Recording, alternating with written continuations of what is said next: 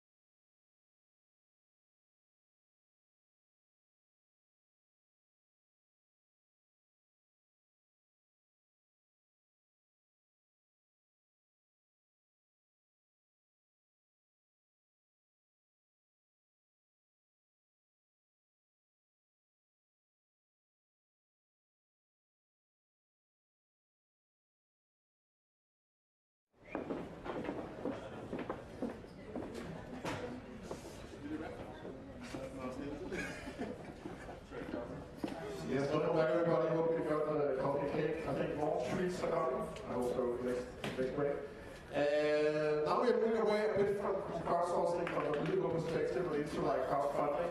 Some of the best practices for that. And I think actually we have the best guy in the audience to tell us about that. It's Boy, Fraser Doherty. Started this company at age 14. It's like really incredible story.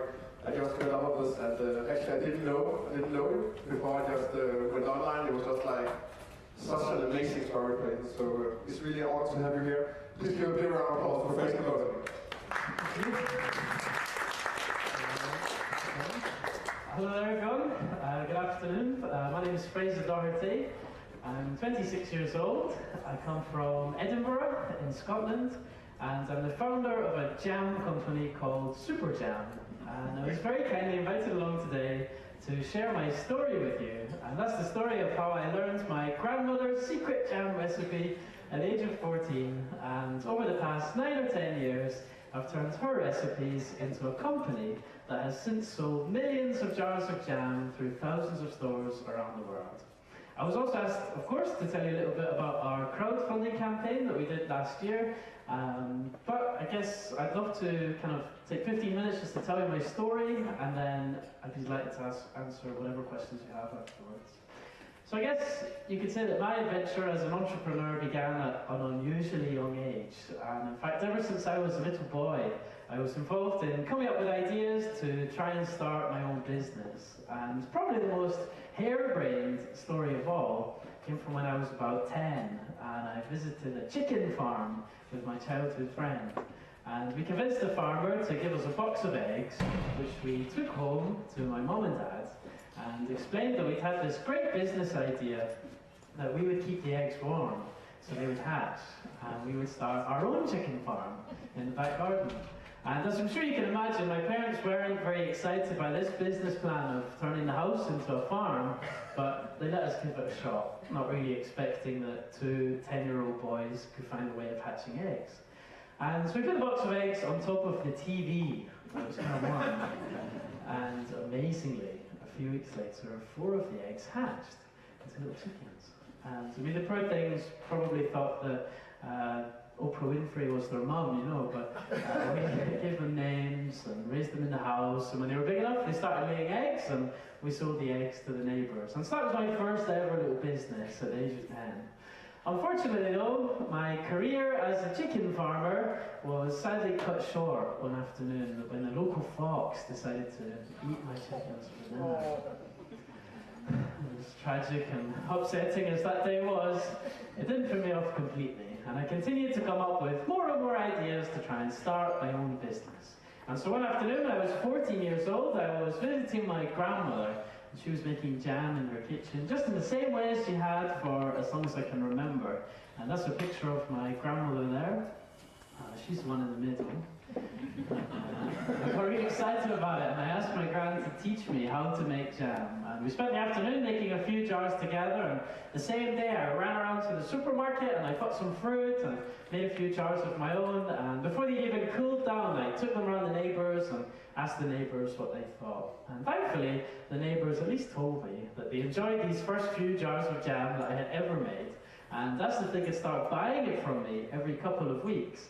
And so I was soon making deliveries door to door of a little plastic bucket all over the local area. After a while, the local newspaper heard about this story of a young guy taking his grand's jam recipes and making a little business out of them. And that's an article from page 3 of the Edinburgh Evening News from when I was about 15.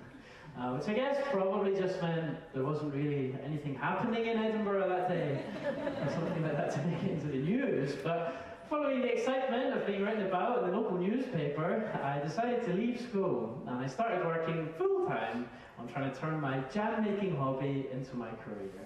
And so I soon found myself cooking jam all day, every day, in my parents' tiny little kitchen, cooking up to 1,000 jars of jam a week, and selling them at farmers' markets all over Scotland. Soon I got to the point where my parents couldn't get into the kitchen to cook dinner anymore, and I realised I was going to have to come up with some kind of big idea to move production into a factory. And so I started doing a lot of research, and I found out that unfortunately sales of jam would be falling for maybe 20 years, mostly because jam contains a lot of sugar and additives, and I guess when I looked at the other brands of jam, on the supermarket shelves. I figured they were very traditional, they were kind of boring, nothing had changed for a very long time, and I just figured that maybe I could come up with a healthier and more modern and more fun brand of jam.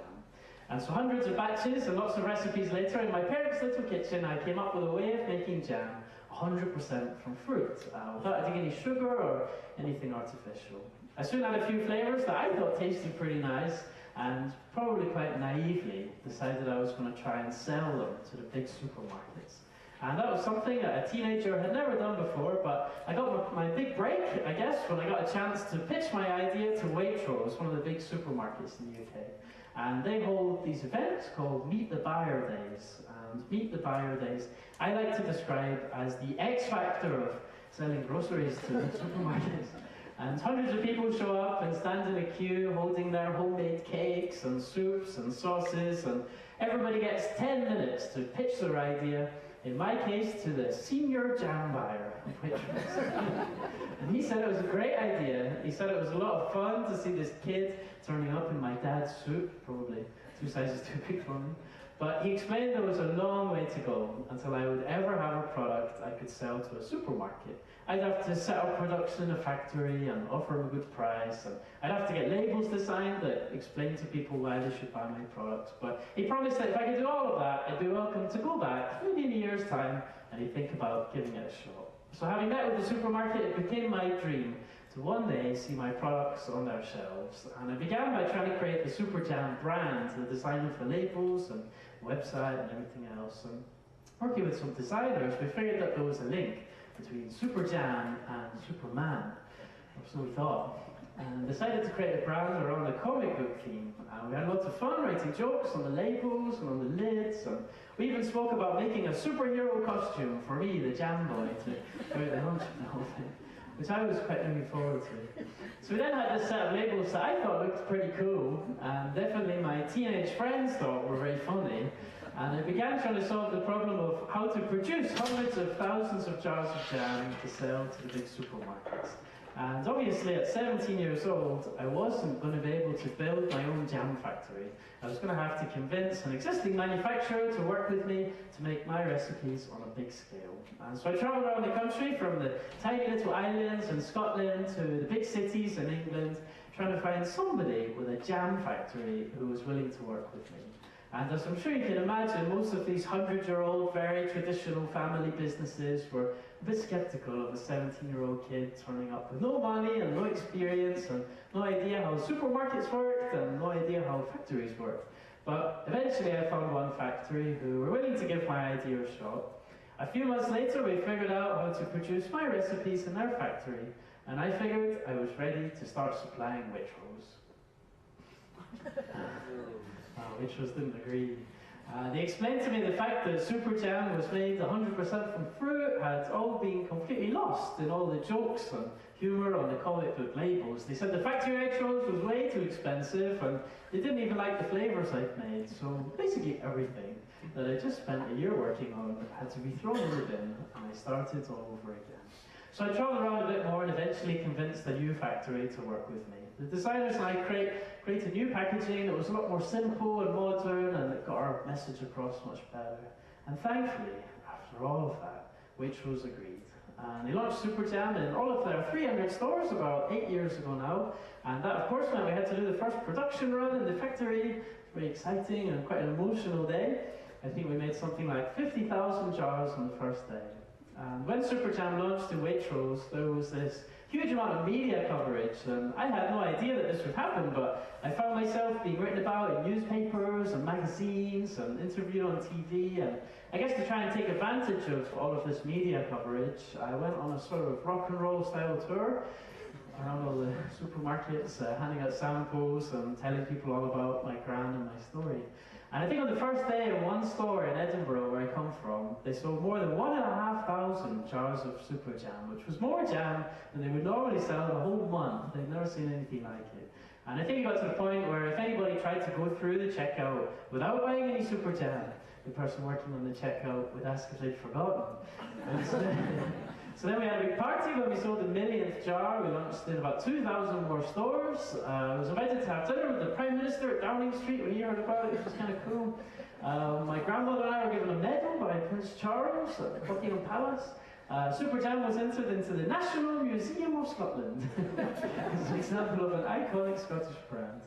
I took part in a BBC TV show. We've launched Super Jam in countries as far away from home as Australia, in countries as unusual as Russia. The country we've had the most success in has been South Korea, of all places, where we have 5, as you can see, very happy people working there. I'm not very sure what I'm saying in this picture here. I don't think I said that. Something nice, I'm sure.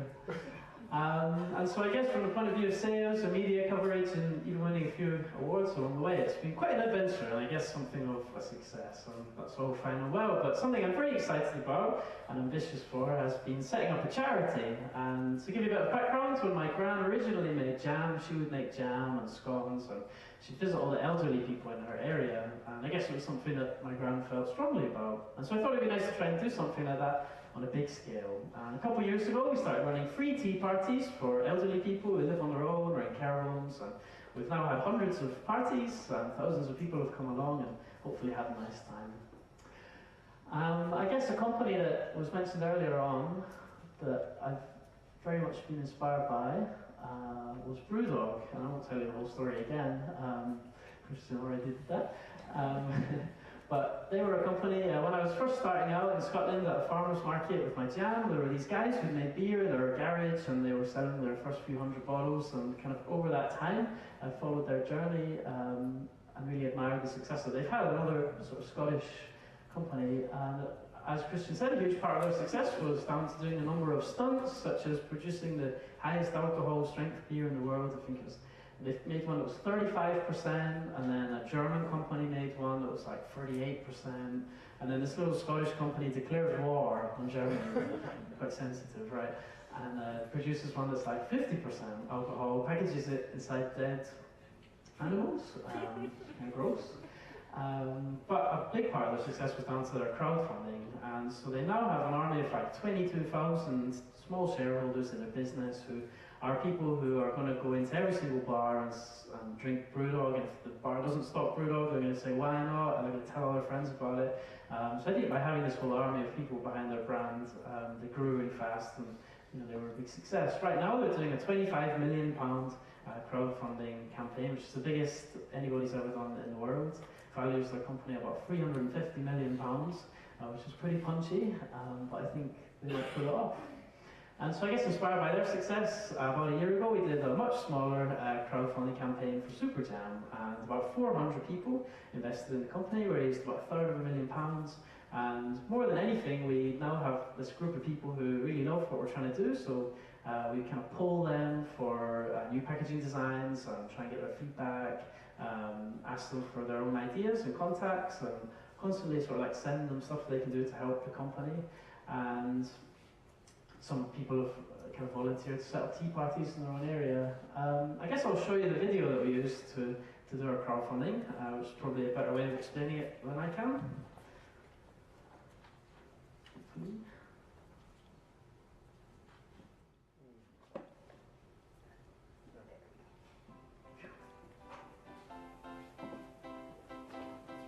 Hello, my name is Fraser Doherty and I'm the founder of the 100% fruit luxury jam company, Super Jam. It's a brand I started when I was a little boy using my grandmother's recipes that has since sold many millions of jars through major retailers around the world. Now, in time for our 10th birthday, we're raising investment for the next steps of our adventure. This is the first and only time we have sold equity in our company, and we don't plan on doing it again. This is your chance to join me on my incredible adventures in jam. One afternoon when I was 14, I was visiting my grandmother and she was making jam in her kitchen just in the same way as she had for as long as I can remember. And I got really excited about it and asked her to teach me how to make jam. Soon I was making my own jars, selling them at farmers markets and to little shops. I was making about 1,000 jars of jam a week from my parents' tiny little kitchen. But then I came up with my big idea, which was to make jam completely from fruit without adding sugar or additives. It was an idea that caught on pretty fast. At 17, I became the youngest ever supplier to a major supermarket when Waitrose launched Super Jam nationally. Since then, we've sold millions of jars, won more than 20 innovation and design awards, and been commended by the Prime Minister, by Prince Charles, and even by Her Majesty the Queen. Super Jam was entered into the National Museum of Scotland as an example of an iconic Scottish brand. And more recently, my story was made into a dramatised TV reenactment in Japan. My books have sold tens of thousands of copies in English, Korean, Japanese, and soon Chinese.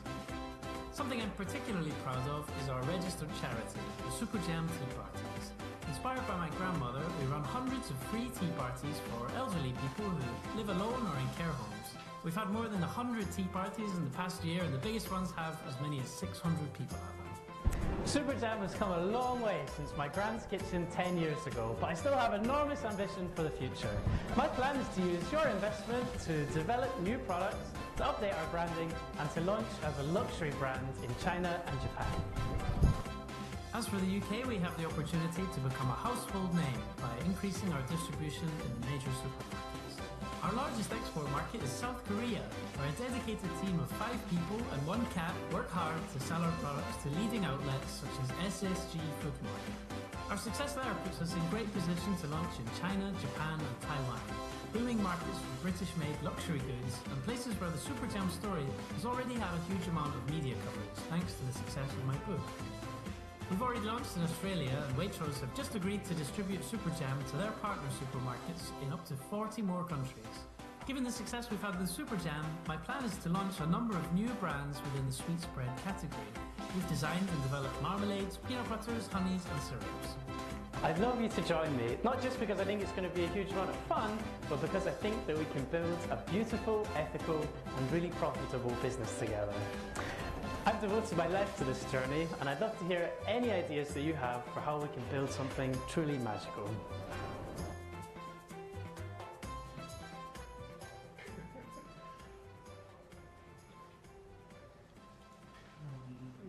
So I guess that's the story. I think I'm not really an expert in crowdfunding, but I guess I can tell you some of the things that I think helped our campaign to work. First of all, I just, in the video and in all of the materials and really in everything I do, I just focus on trying to tell the story behind the business. I think that people communicate in stories, I think people like stories, and I think that everybody has some kind of story to tell. Like, sometimes people say it's easy for you to say that because you have this cute story of you and your gran. But I think that whatever you're trying to do, there's some kind of story behind it. There's some story of why you've put your life into this and why you think it's a good idea, and sometimes it's tricky to communicate that to people, but if you can, hopefully they'll get why you're so passionate about it and want to join you in your adventure too. I think unsophisticated investors on crowdfunding are investing mostly in you as a personality and you as an idea. So I think that you have to try and show them how passionate you are about it. The thing that's going to be the difference between your idea succeeding and not is whether you are willing to go the extra mile and try when things don't work first time around and don't work second time around. And so I think that you have to make people believe that you're going to do absolutely everything it takes to make your idea work. And I guess, of course, you have to tell people about all of the traction that you've had so far, whatever successes you've had, even if your business is only a couple of months old or 10 years old. There's lots of milestones that you can tell people about to give them some sense of momentum. And then when it comes to actually raising money from people, probably like 2/3 of the investment that we raised was from people who we knew, so like my friends and family and suppliers and employees. And then maybe 1/3 was from complete strangers who came across the picture on Crowdcube or saw some of the publicity around it. So I guess, of course, you have to do a good job of like communicating your pitch to your own network. You can download all of your contact email addresses on LinkedIn and spam everybody. We've got constantly update social media like every couple of days with all the milestones that your pitch is achieving. And I think it's like you have to create a sense of momentum that it's going to run out soon and that it's selling really quickly. And then definitely when it comes to like larger investors who might put in more than just like a few £100, you probably want to try having those conversations before you go live on crowdfunding, because those decisions are going to take a bit longer than people who are just putting in a little bit of money for fun. Aside from Superjam, I've also been involved in starting another company with one of my friends, which is a craft beer club, and we buy beer from all over the world and put it in a box and sell it to people on a subscription we deliver every month, along with like a little magazine all about the beers. And this company has grown very, very fast. It's the largest craft beer retailer in the UK. We started it just under 2 years ago. And when we launched, it was pretty much just an idea, but we did crowdfunding back then, and I guess that was a little bit different to Superjam because we were just raising money for pretty much an idea. So Superjam had like 10 years of stuff that we could talk about, but when it was just an idea, I think the approach has to be a little bit different. So the thing you have to create is like a sense of trust. If your idea is just starting out, like people don't know if you're going to make it happen or not. So the best way of doing that is by, in our case, we interviewed people who are maybe experts about beer, we interviewed some breweries, we interviewed some people who had already invested and asked why they invested. So it wasn't just a video of us saying we've got a great idea. By having other people in the video, that helps to have credibility. And then I think whatever you're raising money for, the number one thing is like people who are small investors are investing in it because it's kind of fun. So if you bore them to death with a really boring business plan, they're not going to get excited about it. I think you have to try and make them feel like it's something they want to be a part of, and that your annual meeting is going to be something they want to come to. So I think the next crowdfunding campaign that we're going to do is for an invention that we've come up with, which we believe solves a very huge problem for mankind. It's a little button, and you stick it outside of your fridge. It's got a magnet on the back. When you run out of beer, you just push the button. It sends us an SMS, and then we package up a new box and deliver it to you the next day. So you never run out of beer again. I guess that's kind of my story, and perhaps what my story shows is that something that can begin for anybody as a very simple idea in a kitchen or a bedroom or a garage with a bit of love and imagination and hard work can grow into something amazing, can grow into something that maybe changes your life. I know that Superjam has certainly changed mine. It can grow into something that gives you a career and hopefully a chance to give something back to your community. I guess there's a number of people that I need to thank for making my story possible, not least, of course, my grandmother for teaching me how to make jam in the first place and inspiring the work that we do with the elderly. My gran is thankfully unaware of her intellectual property rights. Hasn't come chasing me for royalties yet. But no, she's very proud of everything that's happened, of course.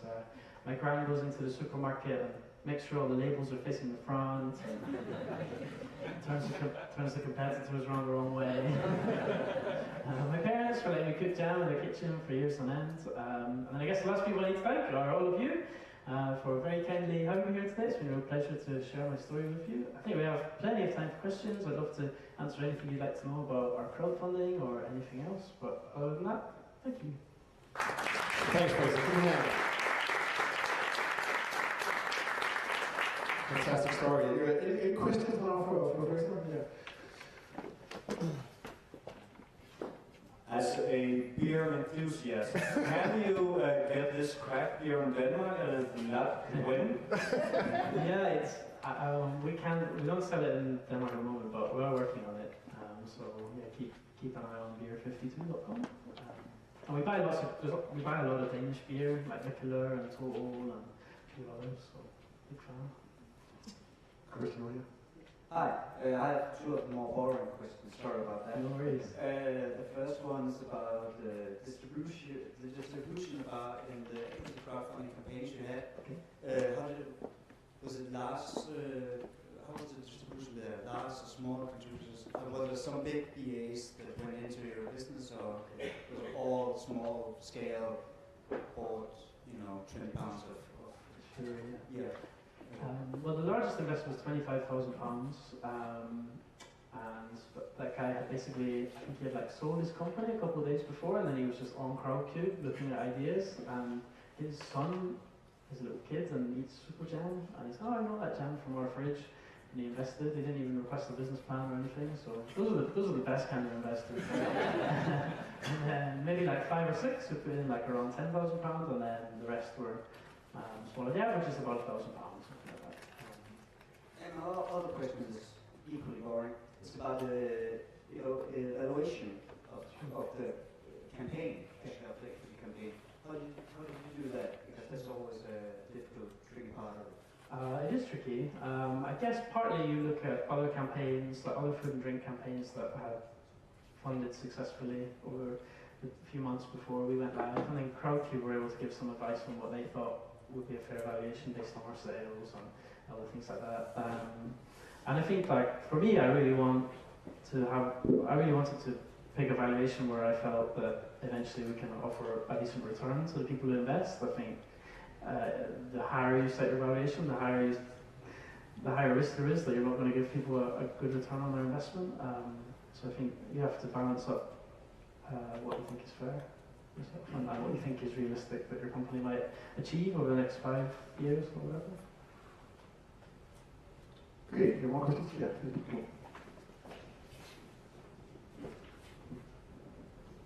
I got this wrong, but am I right in assuming that you did start up without really requiring any crowdfunding? Yeah, So you did the crowdfunding for financial reasons more than, but there's a little more to it, and you sold basically, what was it, 1/8 of your company? Sure. So giving a total valuation of around £2 million Sure. for the capital. That's right. So explain a little about why the crowdfunding, while it seems yes. like you're already well going. Yeah, exactly. A lot of people ask the same thing, and I guess if crowdfunding had existed when I was 15, 16, starting out, I absolutely would have used it, and my company would have grown a lot faster, and I would have had a lot of people to ask for advice when I was trying to figure out things on my own. Having a whole group of people involved would have been really valuable. So I think the only reason we didn't do it sooner was that it didn't exist, and then I guess just having seen Brewdog and like a few other companies that I really admire doing it, I figured it made a huge amount of sense. And rather than borrowing money from a bank, you can borrow money from people who love your brand and who are hopefully going to bring more than just their money. And the thing that I was most excited about was just having this group of people who now have a small stake in the business and are bringing energy and ideas. And they really do. They send in ideas for maybe a shop they think we should sell to, or they say, hey, my brother works at this place, maybe that would be useful. And just having hundreds of people wanting to see you succeed like that's a useful thing. Okay, any last question now for Fraser before we move on? No, that's it. All right. Okay, well, you lead the panel debate as well. Give a big hand, Fraser.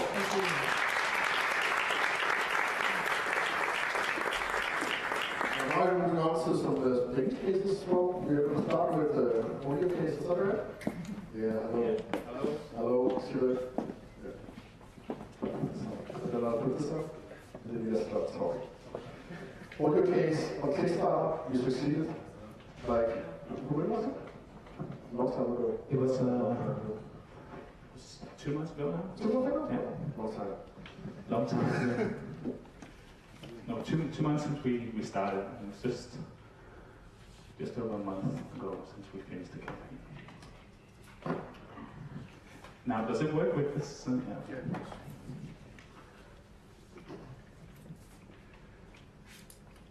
Yeah. Oh. Don't look at the finances. Oh, it looks a bit weird.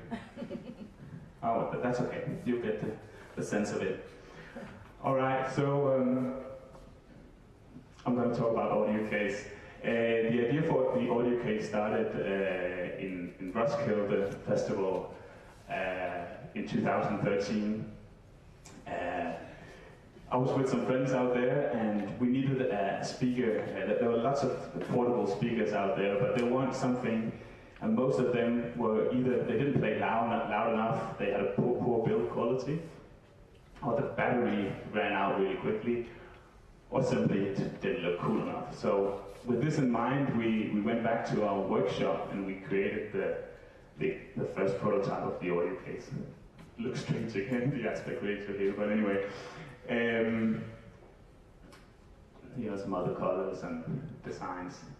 Now, the essence of the audio case is it's portable, it's a stylish design, it's really rugged, doesn't break, and it plays very loud. We often refer to it as sort of a revitalized version of the 80s boombox. And with this, we want to encourage social music listening. And we have this tagline which we call Bring It Out Loud, which tells something about our product and our branding, but also something about how we would like people to perceive our product.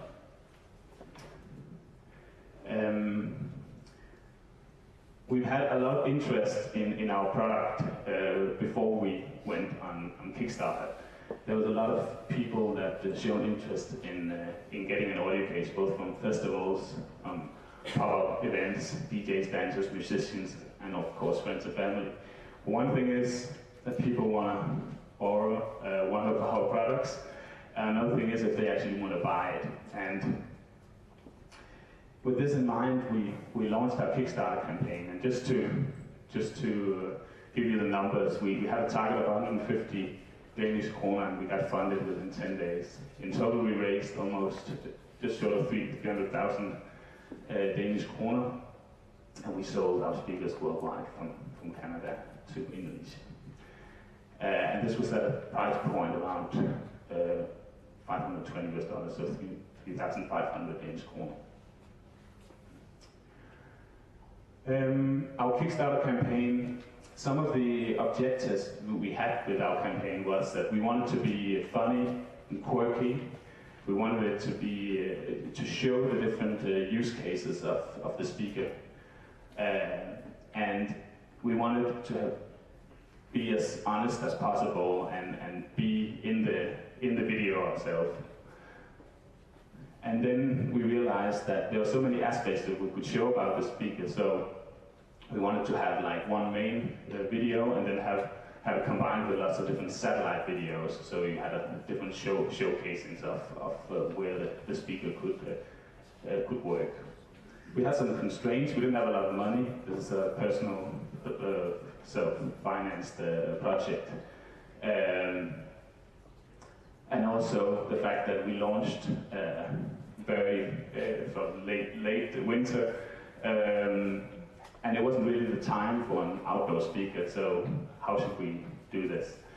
Now, without further ado, I think I will go ahead and show the video. Yeah, and then of course, this constraint about selling a relatively high-priced product online. How do you do that? I mean, we had this, we thought that maybe people would want to listen to it in real life, and what we did is one of our satellite videos is sort of an expert audio guy that tells about how he perceives the sound quality and the product. Okay, let's see if it works.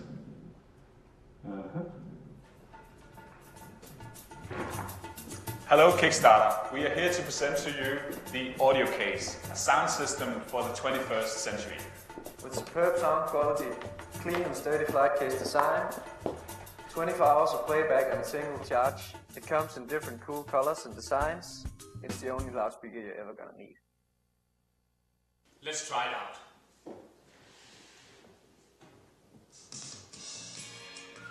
The Audio Case is for casual listening. Or for good vibes at the barbecue. Or for when the party really takes off.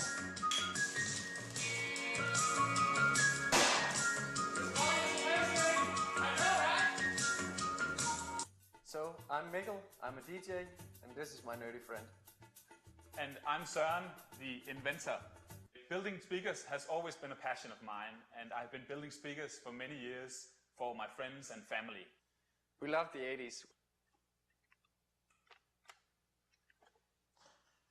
The Audio Case is super easy to use. There's a volume control with on-off switch, there's a battery indicator, a Bluetooth button, a charger input, and a mini jack input if you want to use that instead of the Bluetooth connection. The Audio Case is developed with help from leading sound engineers to achieve the best possible sound reproduction.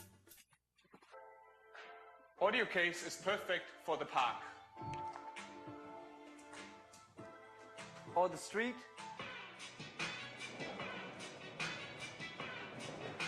or the beach, or simply a speaker in your home. The Audio Case is designed and assembled here in Copenhagen, Denmark.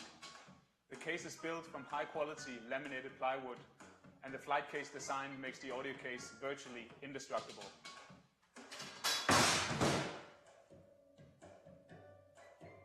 A year ago, I said goodbye to my job to focus strictly on my passion. Our dream is to make audio case accessible for everyone.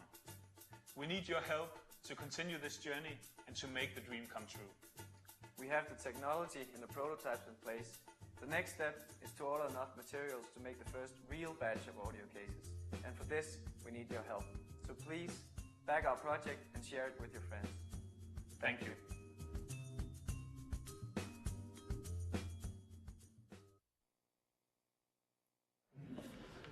I've seen it so many times, I really can't stand to watch it anymore. I'm going to tell you just briefly about the outcomes of our campaign.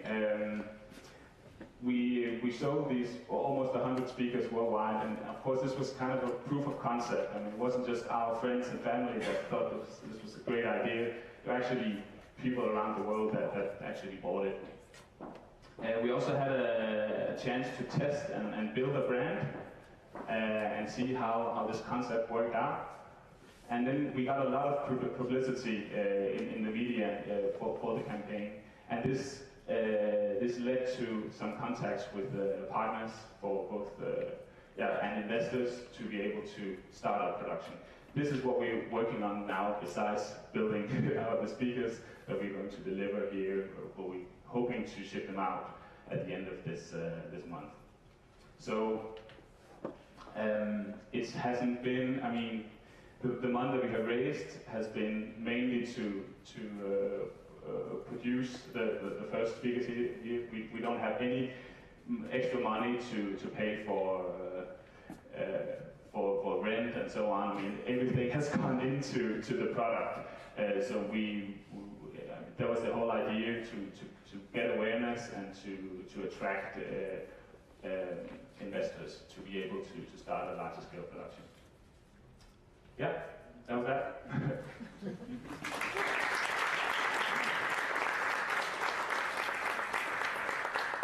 So you're shipping it now, you said, and it's out in like a month or so?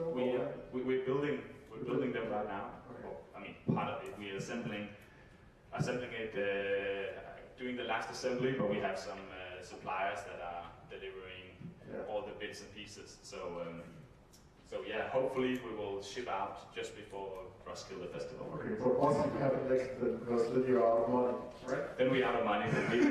We're talking with both the bank and with the investors at the moment, and planning up a larger scale production as well. This is what Ryan was Ryan. Can you see Ryan over here? You still here, Ryan? Or you're back there? Is that the Kickstarter program you're talking about? That all the funds go into the product? Yeah, you basically have enough to ship your orders, and then you're ahead of it in publicity, and then you got to figure out how to get follow-on funding. The good news is you've proven some demand. The question is now where the money comes from to continue and be able to grow that demand and grow the product. Yeah. Probably make it cheaper and cheaper and cheaper. Hopefully still with beautiful Danish aesthetic and maybe still in Copenhagen, but materials cost.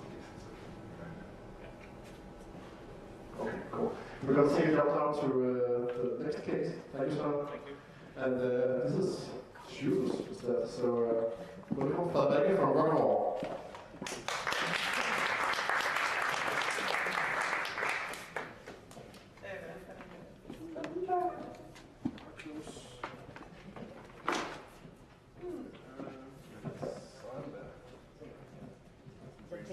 Skal jeg have den her på? Kan I høre mig? Kan I høre mig nu? Bedre med. Måske bare rundt om halsen. Nej. Skal det være med den her, så skal det være med den her. Det ser godt ud. Ja, ja. Okay. Hej. Vi skal lige have et billede op, så man kan se, hvad der er snakker om. Ja, og så lige klikker på kampagne. Så man ikke får sådan nogle gigasko i hovedet. Og så lidt ned. Ja. Cool. Det er mig. Oh, and I have to speak English. Sorry. That's me. Bootstrapping, not being able to afford models. I had to do it.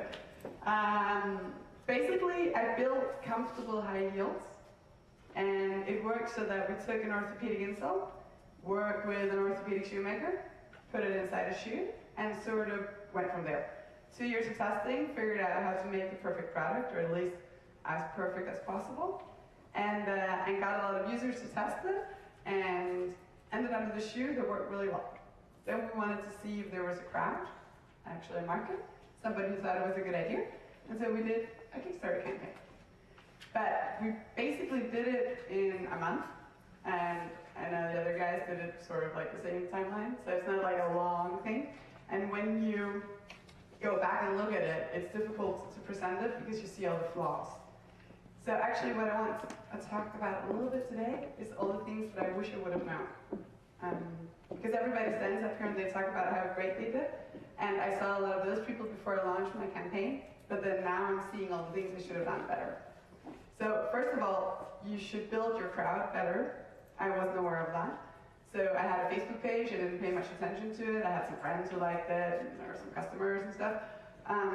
But you should have a very determined, very focused crowd that'll follow you and that'll like you in terms of actually liking you, not just clicking. So they'll share your campaign. That's the number one. Once you've done that and you've built your campaign, you have to make sure that it's live, it works by itself, it has a flow. So that means that it's interesting. This is basic knowledge, everybody knows this, but it's just how do you make something interesting and how do you ensure that people want to share it? Like once you're out of friends, and what do? So I learned that there's an algorithm thing to the Kickstarter, probably basic knowledge for everybody, I didn't know. So the more activity you have on your campaign, the higher up your campaign goes on the Kickstarter website. It also helps if you're actually doing, for instance, a Danish campaign, because in Denmark we don't have a lot of projects. So if people go and they search on Danish campaigns, and yours is doing fairly well, it'll come up by itself as like the top 3. Whereas if you do it in America, there's going to be shitloads of campaigns. So it's much harder for you to get up there. So everybody today is talking about, oh, we have to do American campaigns because we can put it in US dollars. I actually think you should do the Danish campaign, because you'll get higher up on the page. We can discuss that for a long time. So what I did is I got everybody to go in and comment on my page. I forced my friends, like I invited them to dinner. I was like, you have to comment first. They went in and they put nice or good job or whee. But everything helped. So it made the activity grow on my campaign. So people were sharing it. I got people to comment on it. I posted updates. And that actually made it more alive. And that meant that I started getting people who were nowhere near my network, were nowhere near any of my friends' network, and wouldn't have been able to find me if it hadn't been for Kickstarter. They started finding me on the website because I got higher up. So that kind of, escalated, and we got more and more followers and more people. And we ended up getting 326? I should know that. 326 people raising 330,000 kroners. So huge amount of money and a huge amount of support. And they came from 18 different countries, and it was amazing just to hear that people were like, yeah, good idea, and really enthusiastic about it, and then they shared. And that also means that today I have 18 countries worth of brand ambassadors that of course I'm going to engage again. So it's not about you just do a campaign and yes, then you use all your money and you're done. But there are other ways to make value, and there are other ways to create a brand based on what you've already created. So for instance, now I'm Skype calling with the people that I have as brand ambassadors. I just spoke to this Japanese girl yesterday. So she loves the brand, and she always likes everything I do.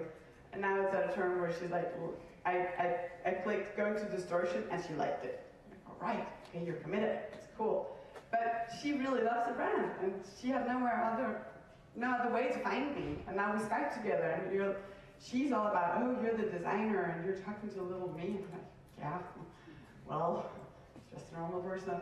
But she built up this idea, and just the fact that I'm talking to her and that I don't know her means that now she's going out and talking to all her friends, and I saw that she shared my page like 12 times since yesterday. So it works. So there are many ways of building, and there are many things that I learned that I should do better. And those are like the little teeny weeny advices I would give to you if you want to do campaigns. To engage the users as much as possible. Then now we're engaging users even more. We're trying to make everybody part of our product so that we started here. We made the people select the shoes. So I had 8 shoes, and you could vote for 5. Those 5 were the ones that got on the campaign. That worked really well. It was shared, I think, 3,000 times, that post. Viewed 3,000 times, sorry. But then we had some of the shoes named after people who actually were part of our crowd, so they got to take the initiative and be like, oh, I want the shoes to be this, or I want it to be called that. And along with that, people shared. Somebody got named Andrea after a girl, and she shared it. So we got like people in, and we're trying to make friends all around and make relationships, and it really works.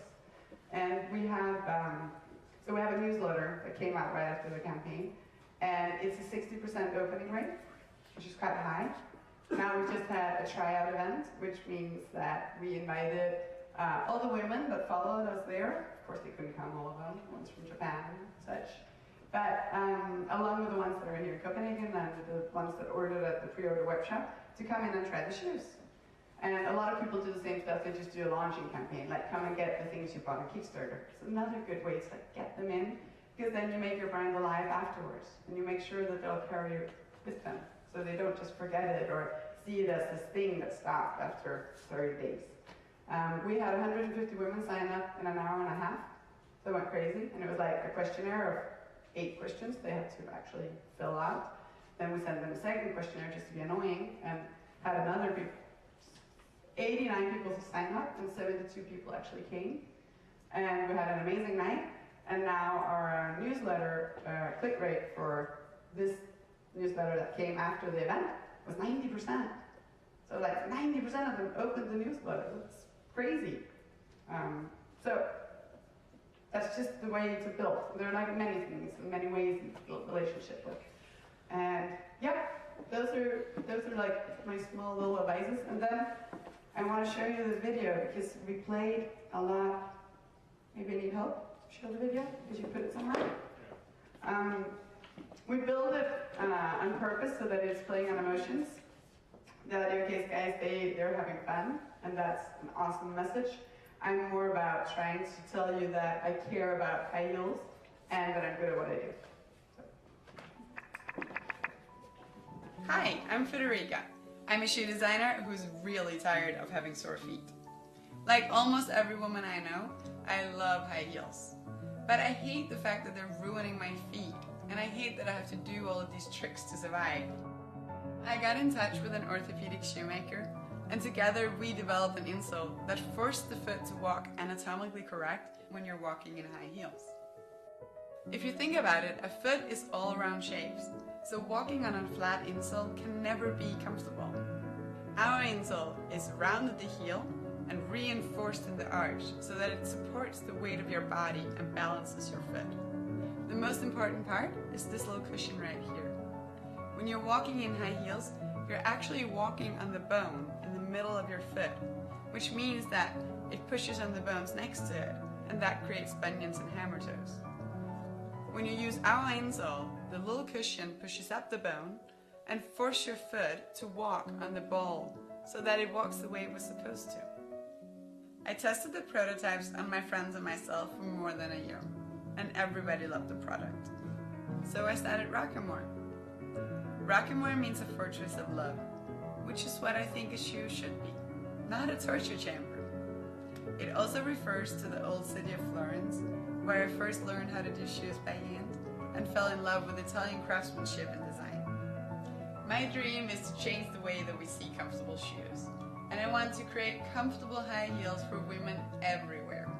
But I need your help to do it. If you help me realize the dream, you will be part of the story too. You can have your name on the silk wrapping paper, get a shoe named after you, or even help me design one. That way, Rock'n'More will tell the story of all the people that helped it along the way.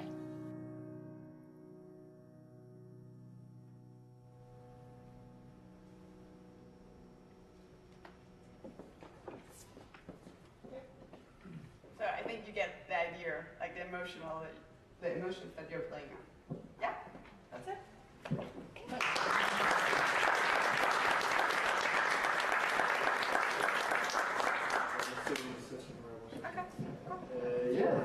Questions will be in the panel discussion after this. I'd like to welcome the last case for this session, and it's Kasper. So So give a big hand of applause for Swim Count.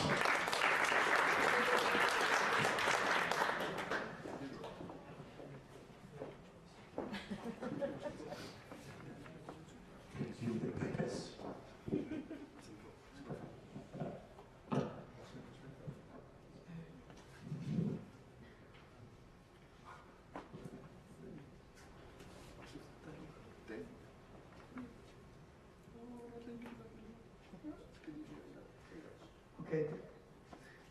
Hi. Thanks for the introduction. Casper from SwimCon. This is great because this is one of those rare opportunities you get it as an entrepreneur sometimes. One canceling and then you're there at the right time at the right moment, and then you can just take this as an opportunity to promote your own startup. So sadly, Michael from RoboCat couldn't be here today to tell about his extraordinary crowdfunding campaign on Kickstarter with Tomodo, one of the most successful Danish companies for crowdfunding campaigns on Kickstarter today. But then you get me instead. We haven't launched yet, but we are hopefully about to become crowdfunding rock stars very soon. We will launch our campaign on Monday. Oh, technical issues. Great.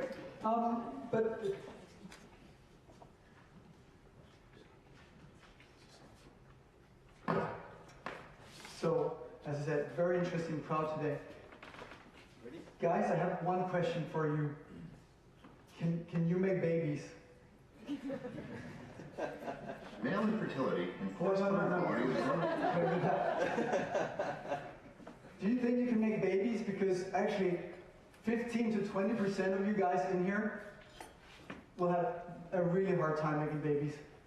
Simply because your sperm quality is too low to make a woman pregnant. So we created SwimCom, a home male fertility test. So what happens today in male fertility and in treating male fertility is that you would go to a fertility clinic where there would be a nurse and a doctor sitting in very nice white surroundings and say, "Hey bud, welcome to the club. Now go into this room here. We have a stack of old Sarah Young magazines from the 80s and this cup. So please take care of yourself now and then provide us this cup when you come back." Well, just listening to my story, you can say, that's not very nice. That's frankly, that's embarrassing, and it's humiliating to guys who want to be like, guys, I have super sperm, come on, I can make any woman pregnant. That is what I do. I'm just looking at the woman and then she'll have my baby, right? So that's how guys like to think of ourselves. And that's what we're up against, because of course, that's not how it's supposed to be. We have... You're good. Great, we're soon to go. Ready? Yeah, so let me present our value proposition of SwimCon in a video. Now we're getting back to track. Oh my god, no sound.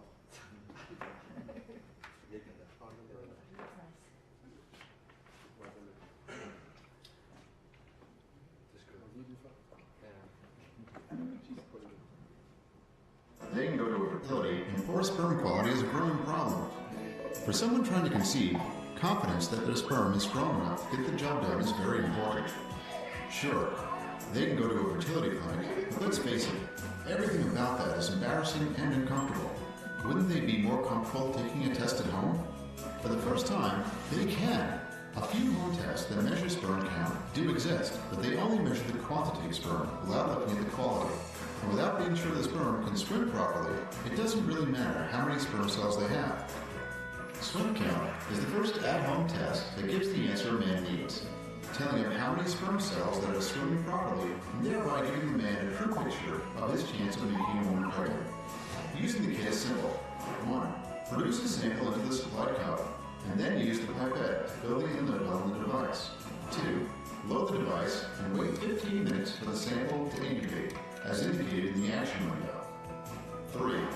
After incubation, Retract the handle to see the result. The result is easy to read. A blue dot that indicates whether the number of swimming sperm cells, called motile sperms, are below or above the official guidelines for sperm quality as set by the World Health Organization. So enough for the embarrassment of taking the test at a fertility clinic. Order one and take the test in the comfort of your own home. Visit swimcount.com today to learn more.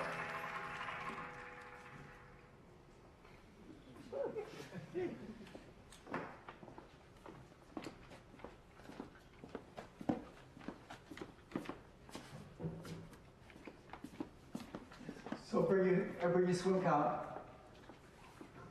in a second. God damn it. Okay, so we bring you swim count. And as we said in the video, the first reliable home fertility test for guys.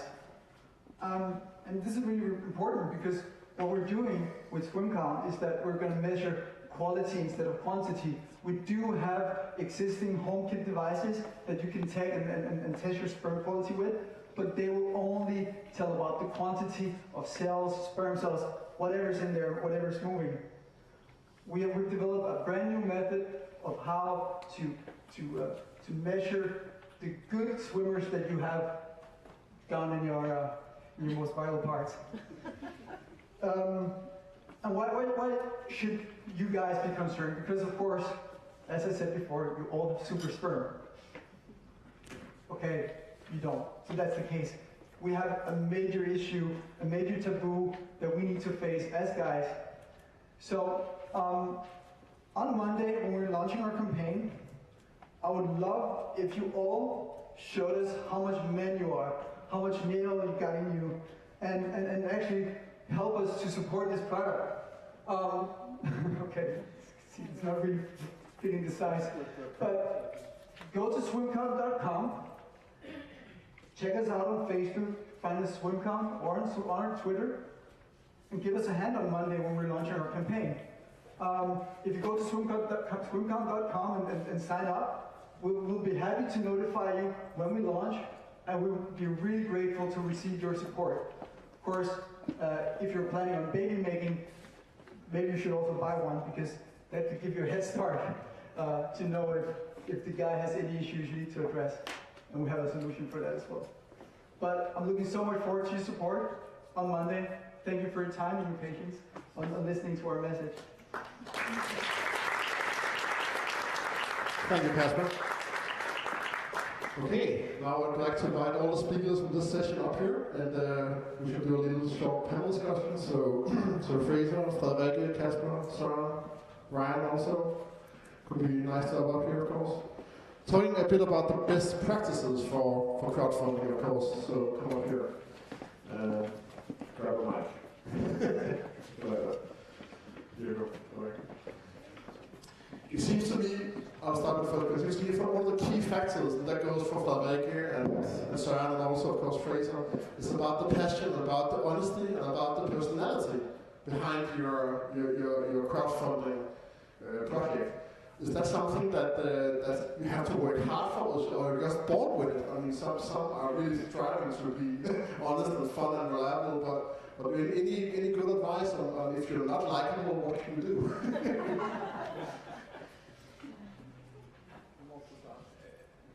You hire a likable guy like me. So in all honesty, I'm not a doctor or fertility physician. I am a marketer, and the two guys who made the actual product they're not marketers, but they're really great at what they're doing. So in a combined team, then we have a lot of value that can actually create a company.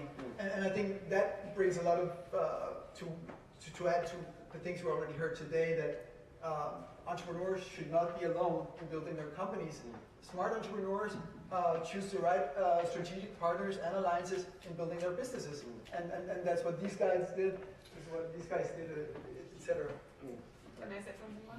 Sorry. I think everybody could do a Kickstarter campaign. I think you should just set your friends down and tell them, name my 5 best skills, and then figure out which one is your strongest skill, and then play on that one. You don't have to be funny, and you don't have to be cute. or intelligent or what, but everybody has something. So figure out what it is and then play on that. You just need a good film guy or film crew. Then you're make it likable. Yeah, but it's not about likable, it's more about credible and having integrity. And you can have integrity without being perky and quirky.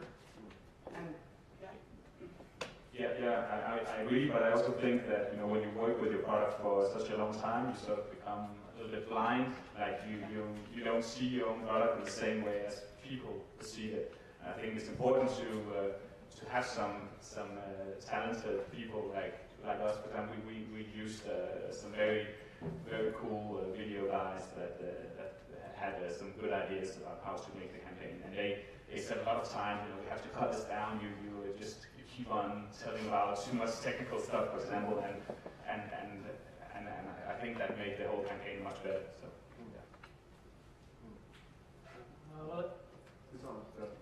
Look, you asked about passion there, and I guess if you're not passionate about what you're doing, then you probably shouldn't be doing it in the first place. And I think life is too short not to be doing something that you're passionate about. And maybe it's tricky to get that passion across on camera, but I'm sure people can see it if you're truly passionate about it. It's apparent. He's right, and it's something that shows through in all cases, right? And we see such a huge volume starts come to us on a monthly basis. We get to talk to a lot of them. And we run this all the time, where they're like, I'm doing this because I think it's a great idea, we found a market for it, I've got a guy that can design it. Like, well, why are you investing in this? Why do you love this thing? Well, I think I can make a lot of money with it. Why do you love it? How long do you love it? What do you love about this thing? Well, because I can make a lot of money with it. And that's not the right reason, right? There's no true passion there, right? If you don't love making speakers as much as he does, or making jam with Nan as much as he does, you're probably in the right again. I'm not going to get that.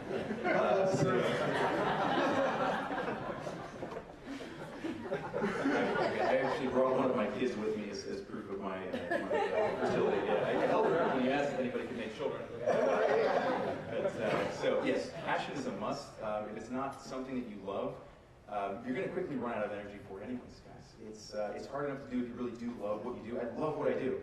And every morning I wake up and I'm excited to do it. And at the end of every day I'm like, why the hell am I still doing this? It's so much work. It's so hard. And I go to sleep and I wake up and I'm like, because I love what I do. One question for timing, because when do you actually know when it's time to crowdfund? I mean, exactly like you, for example, how do you decide to go for the Crowdcube? I mean, how do you know that the time is optimal? Well, I guess that the later, in some ways the later the better. I think every campaign is different, every business is different, so I don't think there's any rules about it. If it's a big marketing thing, then right at the start makes sense before you let your idea out of the hat. But the most expensive time to raise money for your business is when it's just a blank page. That's when it's least likely to succeed. It's harder to convince other people to believe in it. So the more you can develop it and the more things you can prove, then the better the valuation and the more likely it is people are going to invest. So try and prove it out as much as you can on your own steam and with your own money. And that will make it more successful and better for you in the long run.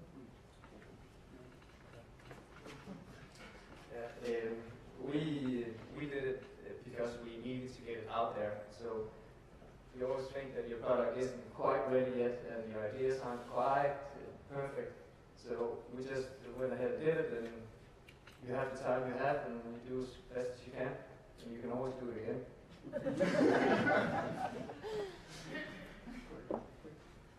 How about you, Frederik? Why exactly this moment in time to launch on Kickstarter? I would love to say there was some big plan, but there wasn't. I started my big mouth. I started talking about it. I was like, yeah, I'm going to do a Kickstarter. And then people started asking, like, are you not going to do a Kickstarter? And I'm like, shit, I have to do a Kickstarter. And then it started building from there, and I got people to do the video. And then I had some partners in my business, and I have a small share. And so they started telling all their friends. And I didn't realize that. And then at a certain point, we were supposed to launch. And I was like, yeah, we're going to push it. And they're like, no, we're not. And so we did like 2 all-nighters, and then we just launched. So I think it's good to have people that pushes you. It doesn't really matter who it is, but if you're doing it all by yourself, you're never going to do it. So the best advice must be like, I'm leaving Nike, just do it. Just launch it. And find something that's pushing you. That's a good advice. Any questions from the audience now for this fantastic panel? Yeah, you again. You have a lot of questions. Let's go. one is for the sperm count, because what we've Sperm count, heard sperm count.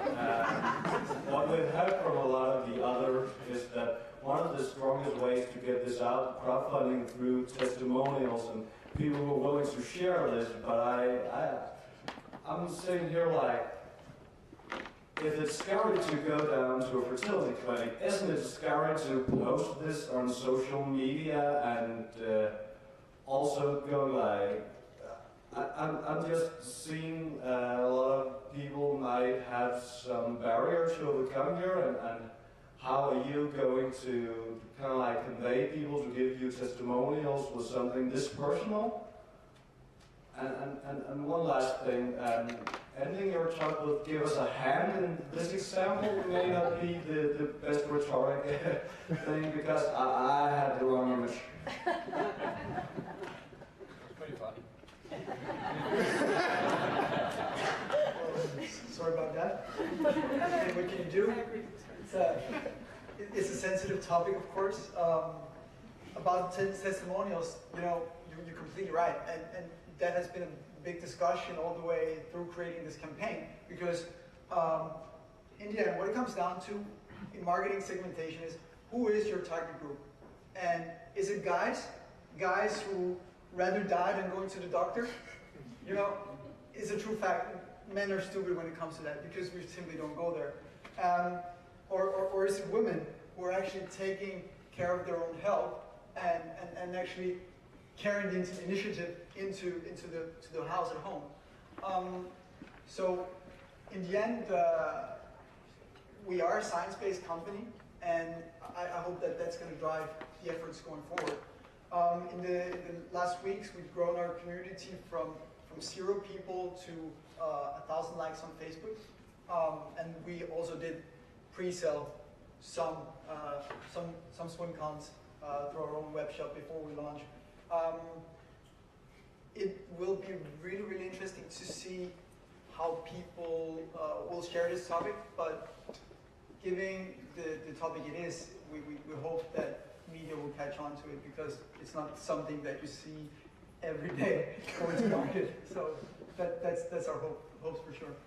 You should make like a button on the fridge, like string count, and then it comes to you. Hopefully you'll only need it once, because the value proposition is that you should actually go and seek professional help if you have low sperm quality. Exactly. So, yeah. Okay. More questions for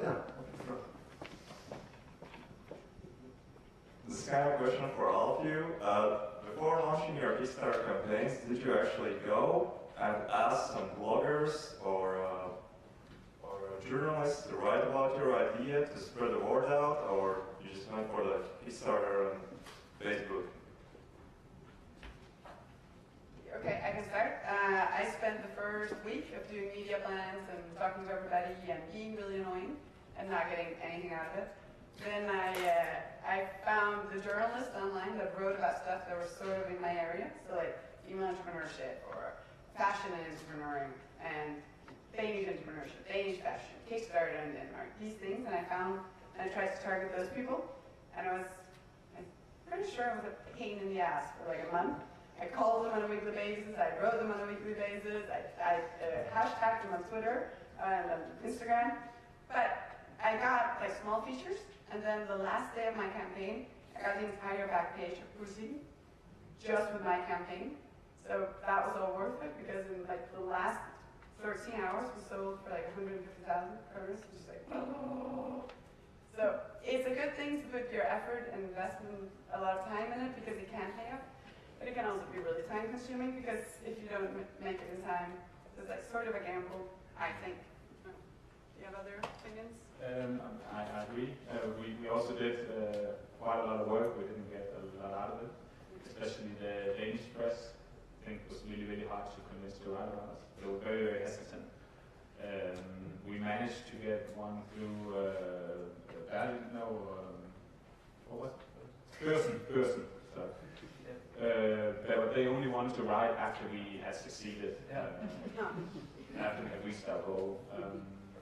The good thing there is that even though they don't necessarily write about you during your campaign, which is pretty annoying, But later, they might write about you, and that will help you and your company become more known later. You don't get any money out of it in Kickstarter, but the effort isn't wasted at all. Okay, there's a question here as well, I think. Oh, there. No, there. Sorry. Hi, I have a question to the shoe designer. Sorry, I don't know your name. You said that it's good in Denmark to make a campaign in the currency that is here, Danish crown.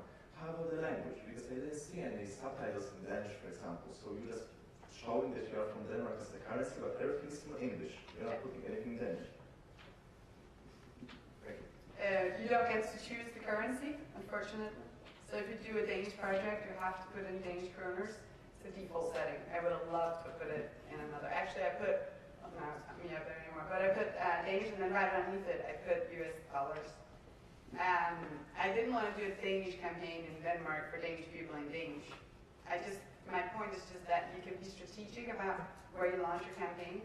So I'm in an office space where a lot of people do all these campaigns, and they're all about how do we get to America, and how do we get set up with middlemen, and how do we get lawyers, and we have to do registration over there to set up an American account.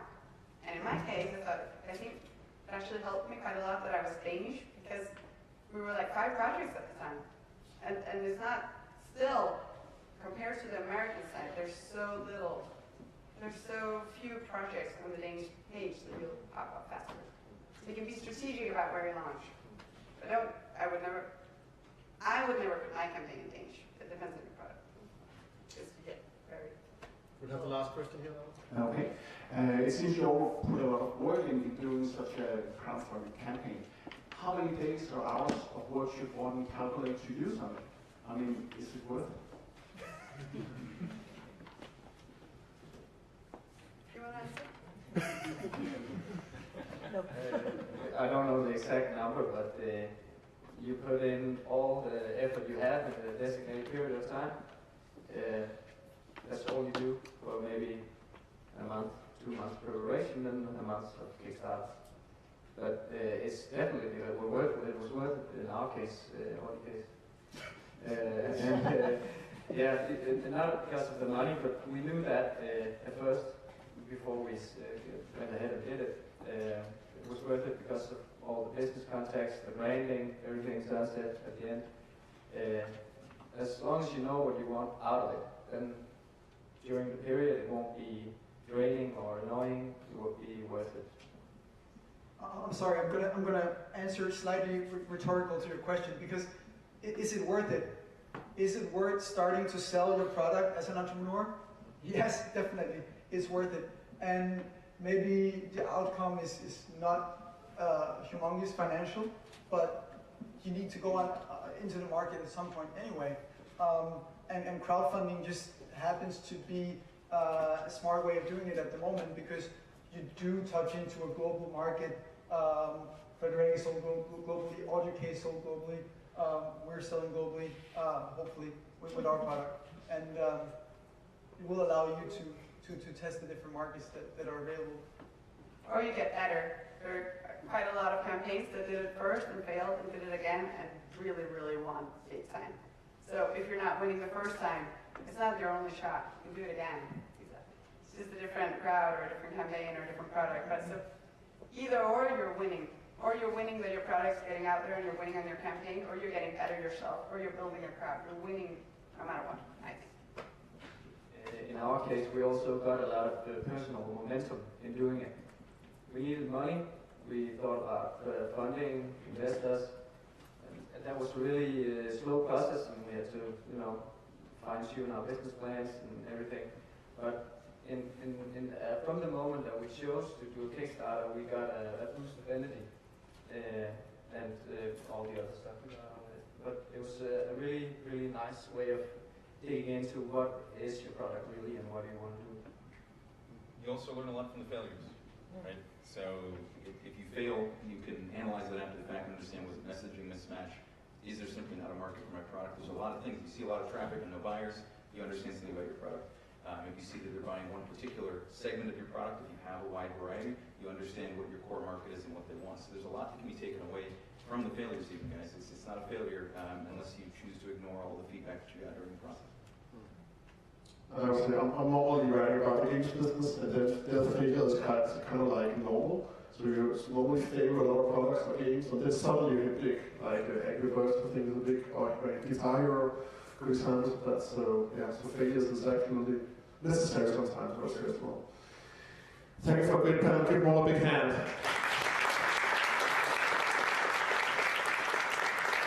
We're going to take the last break, short break, 15 minutes. There's refreshments and food down there. So 15 minutes, we'll be back for the last sessions.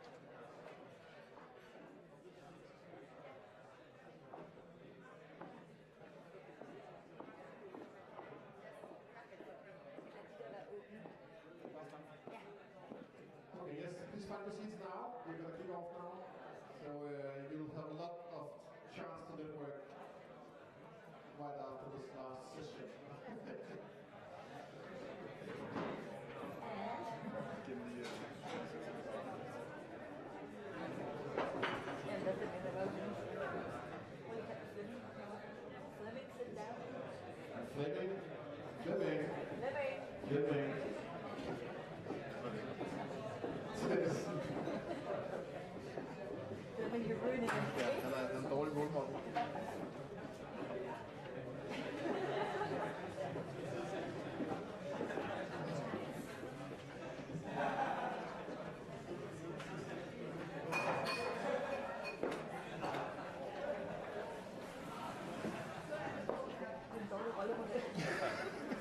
Det er også en god nød, der bare.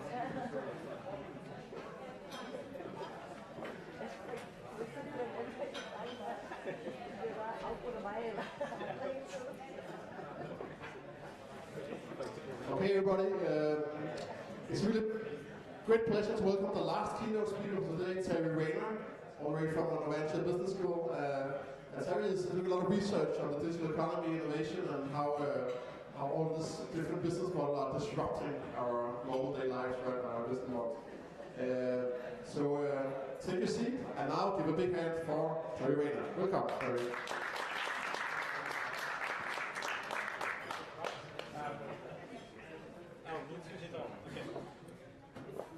Okay, great. Okay, thank you. All right. Well, good afternoon, everyone. So I'm Thierry. I'm an economist at Novantia Business School in Paris. Also affiliated with Imperial College in London, and aside from being an academic, also member of startups. And of course, they are usually quite interested into these questions of crowdsourcing and crowdfunding. And one of the key questions that startups often have is about crowd motivation. So we often think, and rightfully, that there is a great power in the crowd, and I think what has been shown the past few years is that really the crowd can do very, very powerful things. But when we think of the power of the crowd, sometimes we don't necessarily realize that it can be powerful, but it's not always powerful. So, right? So if we take, for example, one of the arguably the best crowdsourcing example is certainly Wikipedia. So Wikipedia is indeed very, very successful, 1 billion of users. But who does Wikipedia? Who makes it? Who contributes? If we look at the number of registered contributors, then there are not billions of them, there are only a couple of million. But that's the guys who are registered. Now, who actually make Wikipedia, then we go down to a couple of thousands people, actually, who are regularly, actively contributing to Wikipedia. Right, so then, that raises a couple of questions. Why so few people? From billions of users, only a couple of thousands of contributors. Surely, I mean, everyone, absolutely everyone, could contribute something to Wikipedia. There is definitely something you know that other people don't. Okay, so why so few? And really, is it enough? I mean, even if we take English, for example, there are less than 5 million articles on Wikipedia. It's a lot, but in the great scheme of things, maybe it's not enough. And also, one of the last questions is, how do you make sure the right people contribute? One of the key examples is, well, academics. There are very, very few academics who contribute to Wikipedia. Surely, that, there is a problem with that, okay? So it means that it's just not enough to say that the crowd is powerful. You need also to figure out how to make it powerful, how you leverage the crowd. And in order to tell you a bit about that, the idea was today to try to see what economics can tell us about crowd motivation. What can we learn from economics as a discipline in regards to crowd motivation, right? Okay, so let's start with the first tale, which I call the tale of the free rider. So I don't know, any of you study economics around here? Okay, well, oh wow, okay, we have a couple, okay. So I'm not going to give an economics lecture, that would be far, far too late in the afternoon to do that. But just to give you a big picture in economics, we consider things which are private, meaning that there are things like, you know, an apple, a car, they are rival. If you use it, then I cannot use it, and also I can prevent you from using it.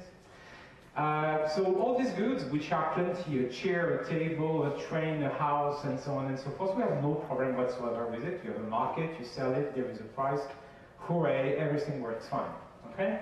Now, where we do have problems in economics is with the ones at the bottom, the ones which are non-excludable. Non-excludable means that people can use it whether you want it or not. So these are products you cannot put on the lock and key. Basically, you cannot lock them, people can use them anyway. So, any example of that? Well, a traditional example is a lighthouse. So I looked, there is a lighthouse in Harris, it was much smaller, so I decided to take this one instead. So a lighthouse puzzled economists for a long time, because a lighthouse is non-excludable.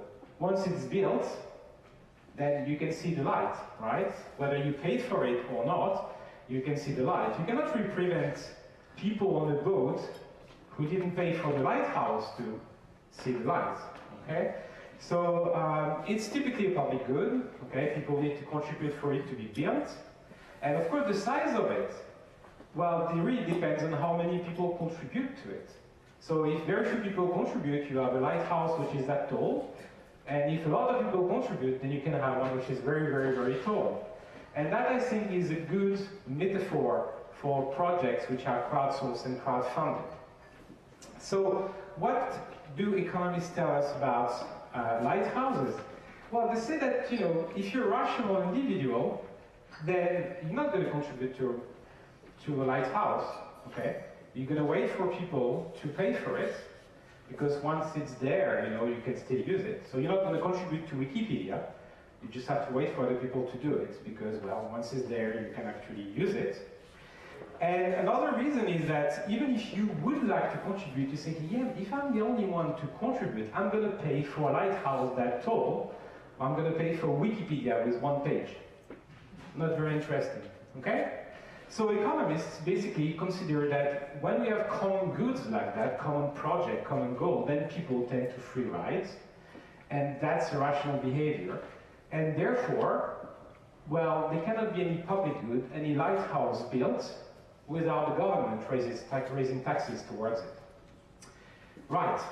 Okay, that was a big problem, because obviously a lot of economists don't like government, and they don't like taxes either. So that wasn't very good news. So there were a lot of studies that were done to figure out, does it exist? Do we actually have free riders? So yes, we do. But the good news is only partially, right? So if we do, I mean, there are many studies done about it, and they find out that people tend to contribute from 30 to 50% to actually what it is worth for them. Okay, so if the lighthouse is worth 10,000 euros for me, then I'm going to contribute 30 to 50% of that. Right, so not so great. But furthermore, it also depends on the country, the age, the gender, and the culture. So people tend to pay more for public goods in the northern of Europe than the south, for instance. Okay? But what is really more annoying is that the contribution always decreases in time, wherever you are. So people at first contribute, and then it drops. Well, again, take the example of Wikipedia. I don't know how many of you have contributed to a Wikipedia page, right? How many of you do it still regularly? Okay, about a third. Okay, so the point is, as time goes by, the contribution to a project, whether crowdfunding, you can consider repeated phases of crowdfunding project or crowdsourcing, the contribution then tends to drop. Okay. Right. So that would be my first takeaway for today.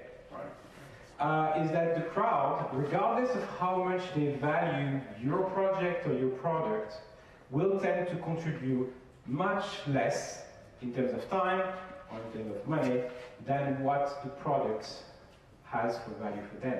Okay? And that's why when you start a crowdfunding campaign or crowdsourcing campaign, you will find people who are very enthusiastic.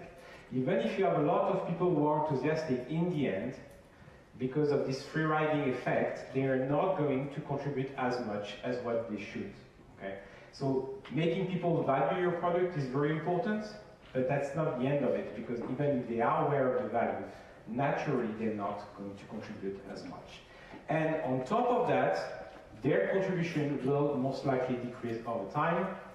So of course, if you have a crowdsourcing project when you need the input from the crowd, it means that you will have less and less people supplying their times toward the project. But also if you do successive crowdfunding campaigns, then people, even your most, say like hardened fans, will tend to actually, decrease their contribution over time. So that's a good example of that. I don't know, do you guys know Waze? Not really. So Waze is actually a startup that was bought out by Google a couple of months or years ago. And it's a community-based navigator. So it's a community-based sat nav. So you use it, and it's going to show you how to go from A to B, but then it's going to use your data and the data of people using the app to know the speed on the roads, whether there are any traffic jam, whether there are any roadblocks, and so on and so forth. So it's pretty intelligent, actually, as a system. It also enables people to report problems. So while driving, you can actually speak to your phone and say, okay, well, actually here there is an accident, or here basically there is a car parked on the side of the road, or well, here there is, a policeman with a radar and so on and so forth. So you can do things like that. But the point is that you will see if you use it, I mean, I've used it for a while, that the more time passes, the less people report problems.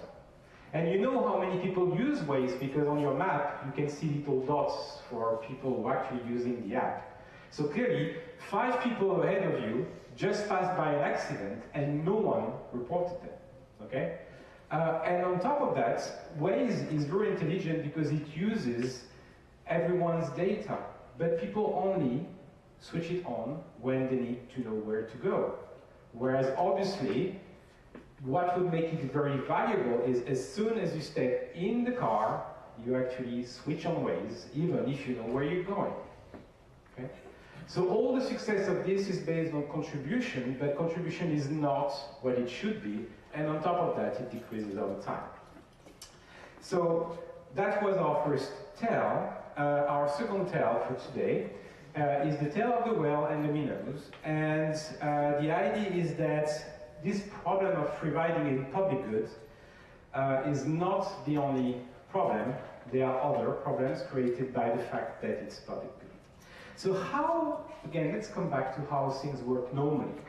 Normally, when you sell a product, you get 2 people, and let's say these guys want to buy an ice cream, okay, for €1. And, well, they're different. The guy on the top likes ice cream a little, the guy on the bottom likes ice cream a lot. What usually happens? Straightforward. The guy on top buys 1 ice cream, and the one at the bottom is going to buy many, many of them, okay? So we have one price for everyone, and then everyone consumes a different quantity. But here, when we talk about crowdfunding project, we're not in a situation where people get different quantities, okay? If you crowdfund a game, the game is done, or it isn't, okay? So everyone has the same quantity of levels, or they don't, okay? And it means that these people are, in fact, facing a common pot, just like the lighthouse, which can be small or big, depending on how much we put in it. But of course, we still have this problem. This guy likes a little, the other one a lot. So that means that since they cannot buy different quantities, it actually means that they should be contributing differently. Okay, so the person that uses Waze occasionally to go from A to B should actually fund Waze very little, while somebody who is delivering parcels, for example, should actually contribute a lot towards it. Okay? So that's not the rule. It's basically there is not one price, there is not one level of contribution. There are in fact various levels of contribution. And some of them are actually pretty extreme. So this is something which is known actually in the world of, well, casino.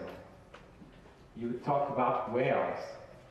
These people that arrive to a casino and actually makes most of the revenues of the casino. And this vocabulary actually is now used in the world of games. Okay, so actually you see that happening with freemium. Okay. Freemium, the idea is not to charge the same price for everyone. Is you're gonna charge very little to for your minnows, who actually might even pay nothing. Okay. And then you're going to make sure that actually the ones who have the means who really like your product are going to pay really, really a lot. And in the gaming industry, you call that killer whales. Okay. So that's very important, and that's going to be the second takeaway. You need to make sure that anyone can contribute. Okay. Really anyone, and that means that they should be able to contribute from almost nothing to the infinity and beyond. That's the first important thing. The second thing is that contributing means contributing with any means whatsoever. And that means that you should leave option for people to contribute with time if they cannot or don't want to contribute with money. Or to contribute with money if they basically don't have the time to spend on the crowdsourcing project. In fact, you need to blend the two. Okay, it's not crowdfunding on the one hand and crowdsourcing on the other hand. It's a continuum of contribution in terms of money and in terms of time. And as we heard today, actually, some people who are, like Fraser said, the investors, the one who went for equity crowdfunding, also contributed time towards the project. So basically, you shouldn't put on one hand crowdfunding, it's about money, and crowdsourcing, it's about time, because anyway, as economists say, time is money, so it's all the same thing. Okay, so we need to think of blending the two, right? So, for example, this whale aspect is very well already present in the case of crowdfunding projects. So this is Veronica Mars, the movie, which is one of the most successful crowdfunding campaign on Kickstarter. And the top backing you could do would give you the right to a speaking role in the movie, a framed copy of the page of the script that includes your line, the premiere and the after party, because after all you were in the movie, and then you would get Blu-ray, DVD, digital combo, t-shirts, PDF, shooting script, for how much? $10,000, all taken. Okay. Just for the record, the line in the movie, you actually play a waiter, and your line is, "Your check, sir." So not really worth the investment. Okay? So that's great, but as I said, all taken. Why just 10,000? Why not more? I mean, surely you could come up with an idea to make somebody pay even more. Why not a dinner, for example, with the key actress? Because really, there is no limit. How much would you pay for a coffee? If it was for charity, how much would you pay for a coffee? Who would pay 10,000 for a coffee? Okay, 5,000? Well, it's for charity, I remind you, okay? Well, someone last year paid $610,000 for a 50-minute coffee with Tim Cook. Right, okay? I wouldn't have imagined that. But that's the point, okay? You need to find a way in your crowdfunding campaign so that anyone who really, really, really likes you a lot has the means to show it, okay? So by putting a maximum at 10,000, you're basically frustrating some people. Because some people are willing to pay sometimes this crazy amount of money just for a coffee. So think about what they might do for your company if you let them to. But the point is that you need to let them to, and the platform you're using also needs to let them to. So that's the whales, but sometimes we need to think on the other side of the scale. And it's true there needs to be anything available also for minnows to contribute. That works already well. Ouya, for example, for $10 you can reserve a username. Cooler Scooter, $5 give you thanks forever. Pono, $5 give you love plus thanks. Pebble, $1 give you updates. And Veronica Mart, $1 gives you eternal gratitude plus updates. Okay? So that's all great, very good, but only it's just about money. None of these projects will think about time. So leave people the opportunity, leave minnows the opportunity to spend time for you, to promote your product, to do just something with their time, okay? Even if they don't have or don't want the money, okay? So that's the thing again.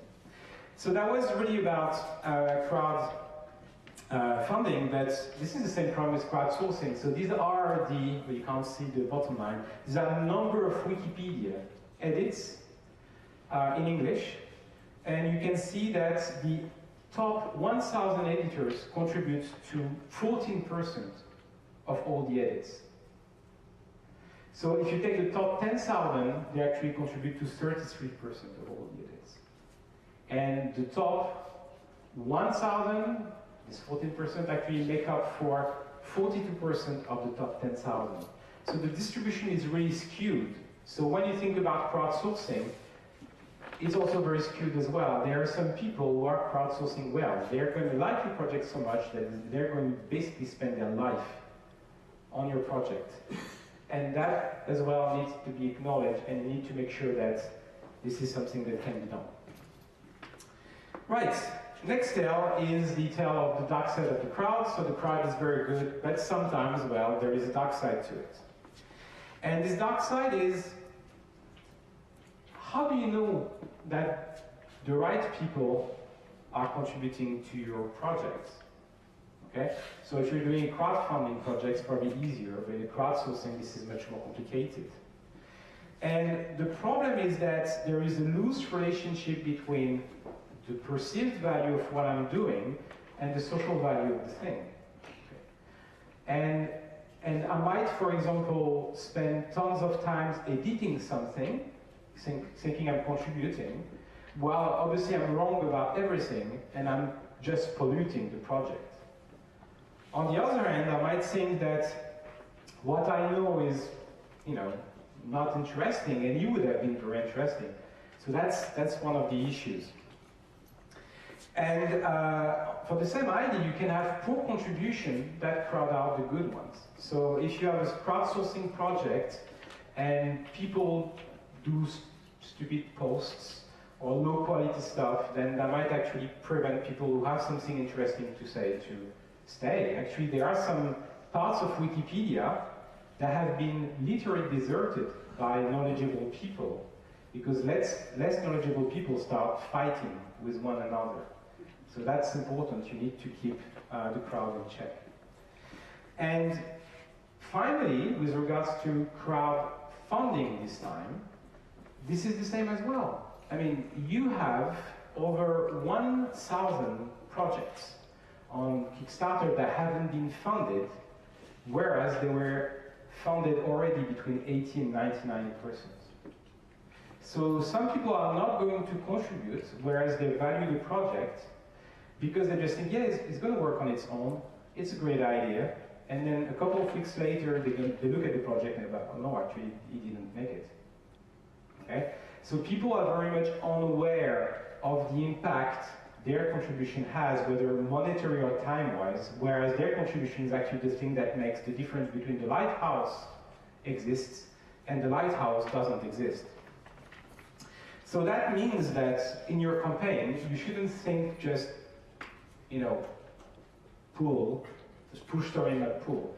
The idea is that you shouldn't wait for people to come and contribute, whether money or time. You actually need to look and create incentive for the people who are the best suited to contribute. Okay, so you need to actively seek them out. Right, so let's talk a bit about motivations. So what are the motivations of people to contribute to crowdsourcing or crowdfunding projects? So when people contribute to crowdsourcing project, they actually engage in an act of co-creation with the organizer of the project. And the motivation in this case are, we're in the top left corner, so we have a lot of text missing on the bottom. But just to go there quickly, we have basically two key types of motivation. Direct benefits is, well, you contribute because you get something from it. So of course, this is the typical Kickstarter stuff. You contribute because you're going to get product. But that can also be, for example, in crowdsourcing, you contribute to a project on diabetes because you're yourself diabetic. Okay. There are monetary rewards, so sometimes you get paid to contribute, that's the equity thing. But that's the straightforward one. Now, there is all this thing which is non-monetary, and then we get, if you look at the studies that have been done, loads of stuff: enjoyment, fun, intellectual stimulation, peer recognition, reputational and professional status, socialization, and so on and so forth.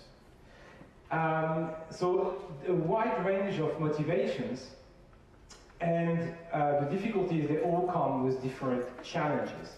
So a question of trust, people will need to know you before they invest in you. If you fail a campaign, then that might lead people to not contribute later on. You might have difficulties because you create incentives that are good for individuals but not for teams. For example, if you're in a crowdsourcing environment, it's very important to make sure that both individuals and groups are motivated. If it's important that you have groups contributing. And it might also be difficult to find who are the lead users in your community, and especially to find the right mix of motivation. So that's the fourth and I think the one before last takeaway for today, is that motivations are multidimensional and they are complex. So you need to think multidimensionally. Just as well that people can contribute time and money, the reason for them to do so are multiple. It's great if you want people to contribute time, and they will do it if they have a reason for that, but if it's fun and enjoyable, they're much more likely to do it. Okay? If they get something in terms of career, they're much more likely to do it, so you need to kind of think about that. One of the difficulties, though, is that you shouldn't screw up. Okay?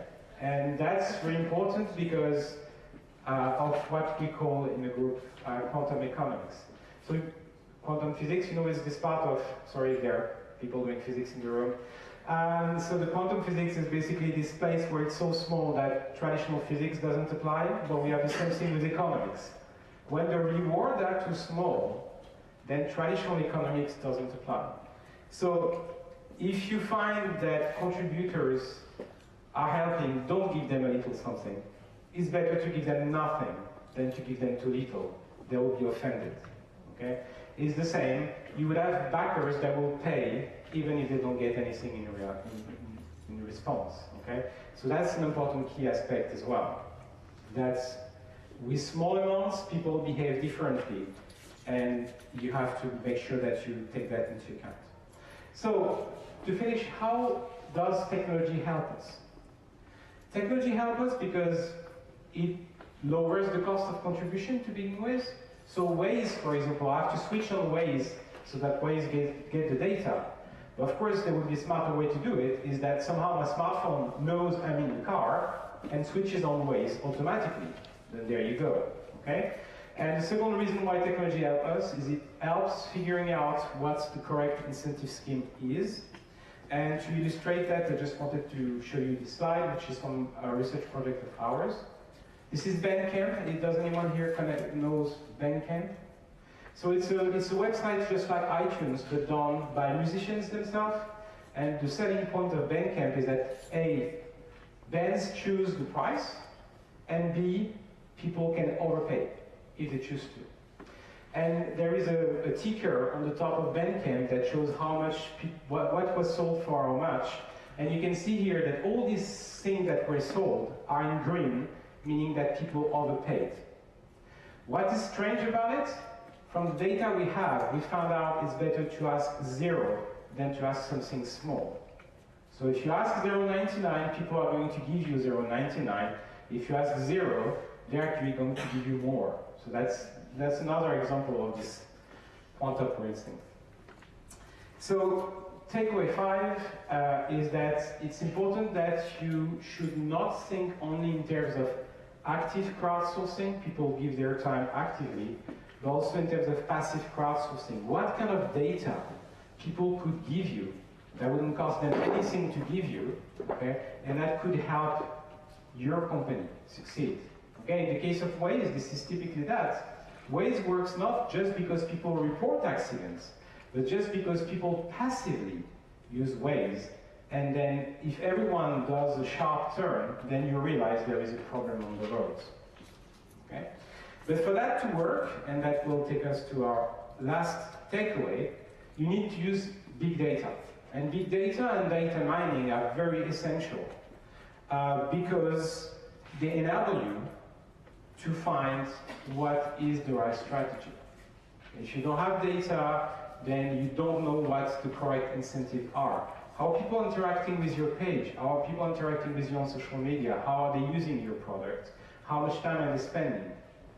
So it's really, really important to collect as much data as you can, because that will help you finding out what is the best type of incentives, whether you want time or whether you want money, depending on who people are, what their gender is, which country do they come from, what's their occupation, and so on and so forth. So there is no silver bullet in terms of incentives, so you need to have a tool that enables you to figure out what the correct incentive is.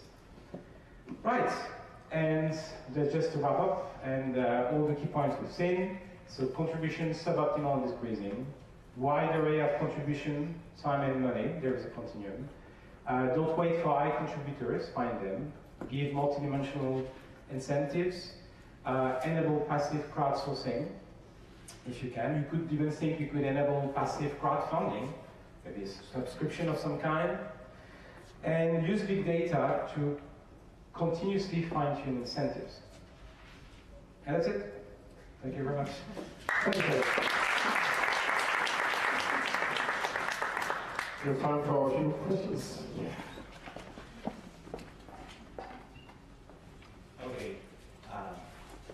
I really hope you can give me something specific, because my intention to coming here is for this very question. Do you have any methods to try and measure this big data? I'm an economist, so no, I don't, but I can tell you people who do, but they're not here today. But then again, I don't think, I mean, when you're talking about big data, I think in that particular case, there is no silver bullet in terms of how you analyze the data either. So the point is more to think that one of the key contributions of people might be data. Okay? And then once you have this data, you need to figure out what to do with it. But you get really, really big surprises again. Okay? So this thing with Bandcamp, when we started to tell musicians and bands that actually was better to ask 0 than to ask 0.79, 0.89, they were really surprised, because they never looked into the data. But then again, it also depends on the genre. So for some types of genre, it's better. I'm not going to cite the genre in itself, not to offend anyone, but for some genre, people tend to be more generous if you ask for nothing than for others. So this is not necessarily something which is really, really complicated. Okay? Sometimes it's just about looking into whatever data the platform makes available to you. But the point is that if you have to choose a platform, then the platform that is going to give you the largest amounts of data is certainly one of the platforms that is the most interesting. Because without such data, it's very difficult to figure out what people want.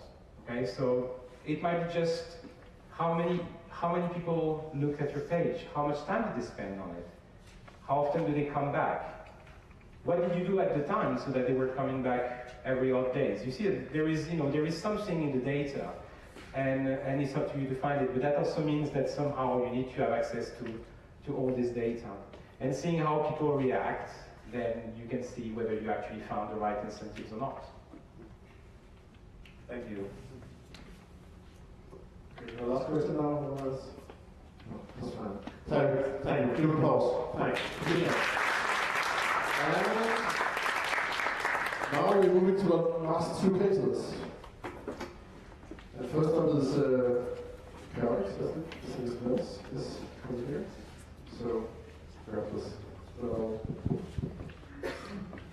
Thank you. And thanks for sticking around to everyone on this now sunny Wednesday afternoon. Ready?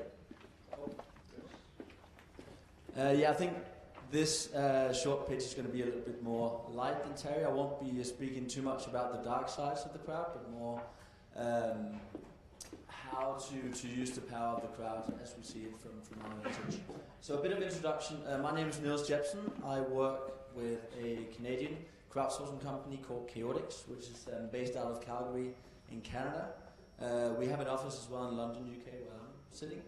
And we're super passionate about crowdsourcing, innovation, and consumer communities, and been working with some of the leading brands in the world since 2009 on crowdsourcing strategies, crowdsourcing communities, and have actually engaged more than 1 million participants across the different communities over the last years. So we have a lot of experience in kind of how to tap into that power that resides in the crowd. We've had a lot of crowdfunding today. I'm not going to be speaking too much about that, but more how you kind of tap into your crowd as an established organization. And then I'm going to share a real-life example of how we work with VIA University College, who actually resides in this building as well, at the end. Okay, so 3 ways in which we work with the crowd. First of all, you can work with crowdsourcing to involve your internal crowd, your closest crowd of stakeholders, your employees, and you can actually work to improve your business with them. First of all, obviously by creating transparency and letting them also have a say on what's happening in the organization. We've seen that with Google over the years, that they are very, very transparent in the way they deal with internal employees. That's a way also to engage and connect your team around crowd activities. For instance, people can comment on each other's ideas and see each other's submissions. And finally, kind of you empower the employees to enact positive change in the organization that they all care for. It's a good way also to kind of brand your company internally. A second way is that you can use crowdsourcing to build brand advocacy. We see a lot of established organizations that have a lot of fans on social media. Using crowdsourcing can be a way of going beyond that like on Facebook to actually start meaningful conversations and build affinity with your consumer groups.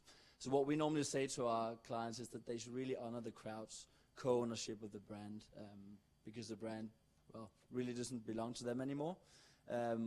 We saw a session yesterday with Airbnb, and they told a story about how they give away their logo to everyone to just do whatever they want with it, kind of giving away a brand asset, saying you own this brand as well, which is just a way of kind of guiding a mission. So if you want to tell a story about that brand, here you have the logo, go do with it what you want. So it's just kind of that story that crowdsourcing can help to tell as well.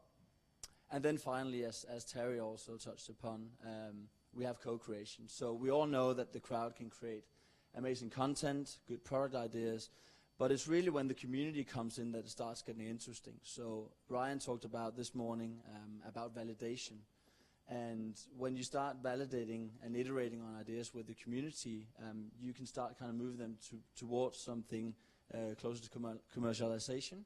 So what we see with, for instance, Lego, which is a big client of ours that we work with, so they work with the crowd all along the way of the MPD process, coming up with the product ideas, engaging the community in feedback, and actually producing ideas from the crowd directly. Okay, so that was just a quick summary of how 3 of the ways we work with the crowd. So how can crowdsourcing solve real-world challenges? And as said, one of the organizations we work with on how to tap into the crowd is VIA University College. And VIA and Chaotix has actually built and last year launched the first ongoing crowdsourcing community that connects students, educators, researchers with organizations. So we call it VIA Connect, and we're really kind of helping organizations to upload a real-life challenge on our platform and get students chime in with great new ideas and solutions, and thereby hopefully drive innovation, or at least some new thinking in their businesses. So essentially what we try to do is to drive innovation through challenges, challenge-based or challenge-driven innovation. We've launched 4 successful challenges so far in healthcare, food, design, and these are not big companies coming in. These are local companies, or maybe national companies, that get a unique and kind of low-cost way of testing out crowdsourcing, experimenting with crowdsourcing with a targeted crowd of students at VIA all across the different faculties and campuses. So it's a great way really for them to try to see what they can get out of the crowd.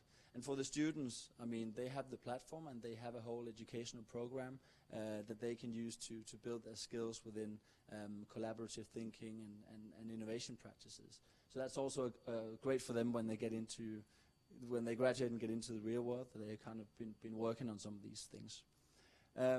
We have 2,100 members already on the platform from VIA that are contributing with commenting, supporting, or uploading their own ideas. We try to kind of recognize all parts of participation. And actually in the fall we're going to kind of relaunch on the newest version of our platform and try to get some new exciting challenges going as well. And I'm looking forward to bringing more ideas to life by using crowdsourcing this way. That was it for me. Fantastic. Give a hand.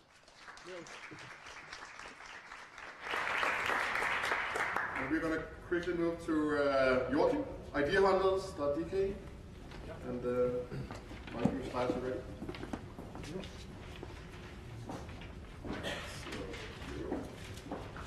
Hello, my name is Joachim, and I'm here to tell you about my company, Idea Hunters.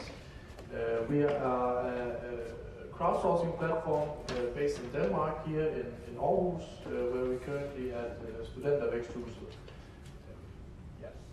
A little bit about our team. We are 3 people in our team. Me and Nico are responsible for the daily operations, and then you have Greg, who's our CTO, who's responsible for the website and our platform. Yeah. Basically, our concept is very simple. The companies who want to crowdsource, they interact with us. We try to find the right case to fit their needs. And then we post the challenge and to our website.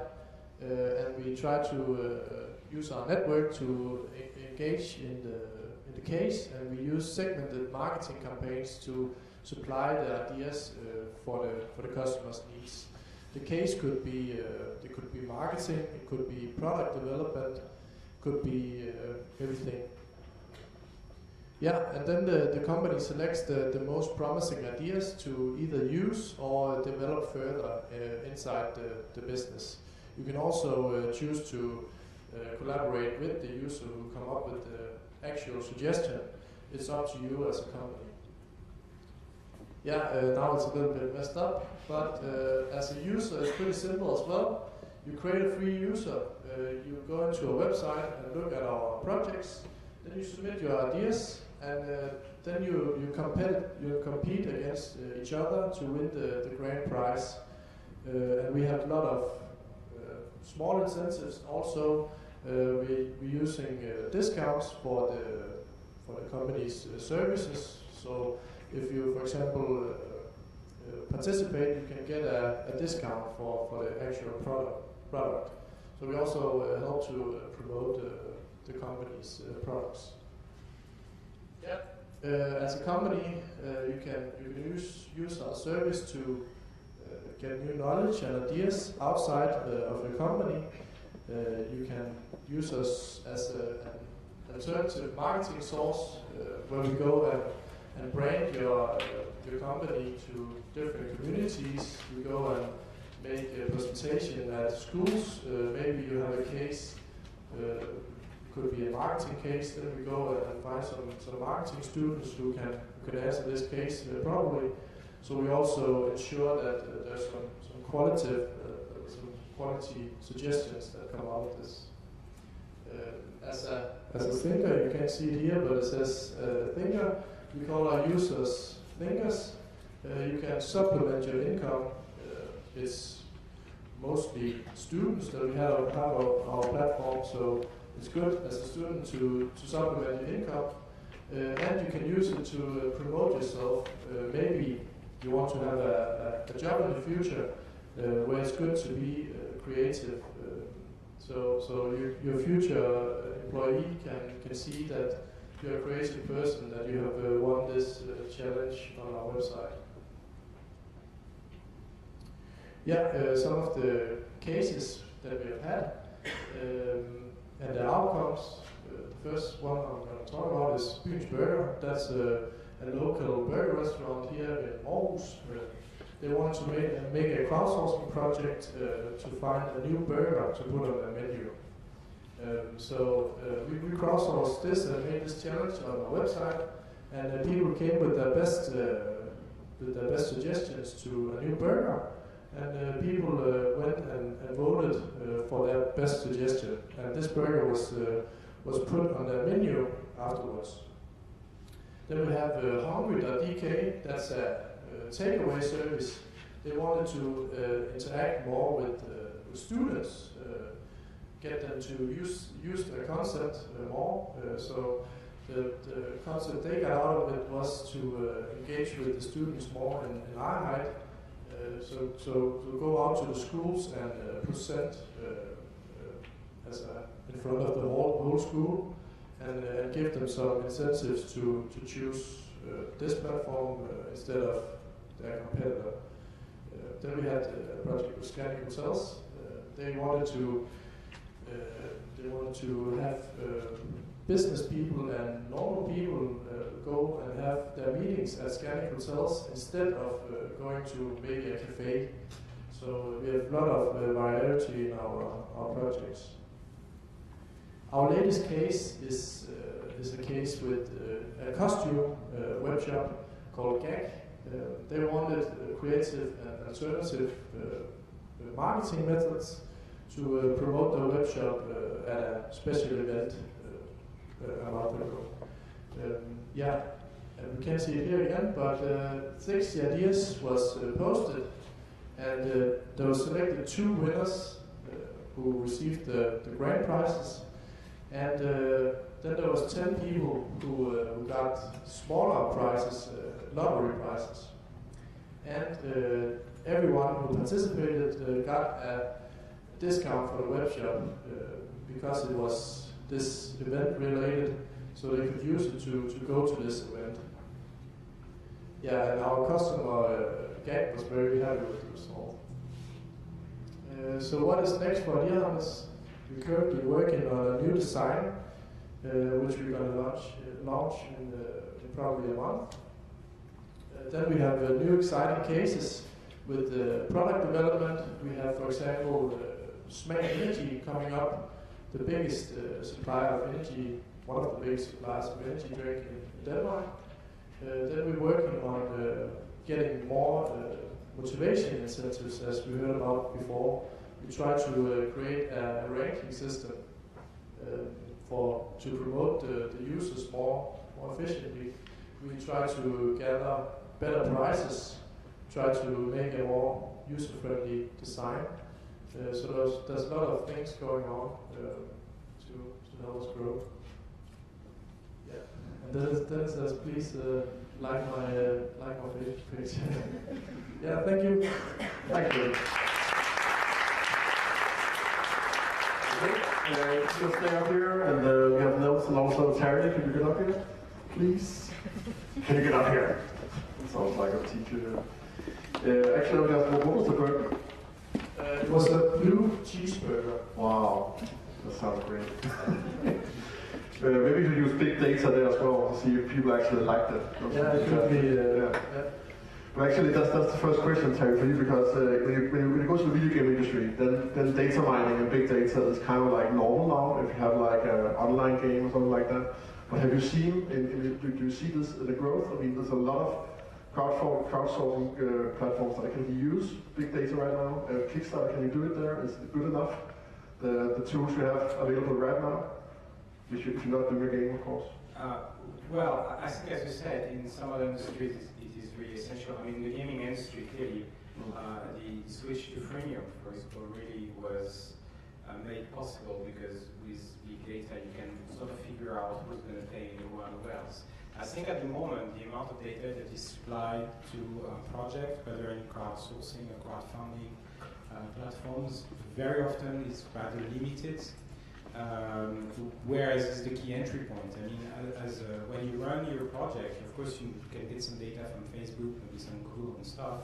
What you really would like to see is basically what's happening on the platform itself. And I think this is critical, and I think the platforms and the companies that are using are going to use big data more, are going to gain a competitive edge because they are going to be able to offer solutions to people running companies for them and say, okay, well, we are going to help you discover who your strongest fans are and how you can leverage that. How do you see that? There's big data. Is that something you're into? It's definitely something we would like to be more into, and also maybe even more intelligence on our websites. We definitely use some of the, we definitely gather a lot of data on our websites and also rank people based on how well they perform. So we use that inside our communities to kind of drive participation forward. But I wouldn't call it kind of the best case of big data yet. It's something we'd definitely like to use more. It's something we've got our eyes on. I think what's very important is also that you need to be, I mean, it's great to have data, we need to crowdsource big data as well. In the sense that I think it's very difficult for a platform to know where to look. And I think you can think of many ways you could package and analyze the data and then give it back to the community. But I think there is nothing as good as giving the community the opportunity to dig into the data. Okay, cool. I'd like to have some questions from the audience. If anyone has questions for this panel, this session here about either theory or publications here. Anyone?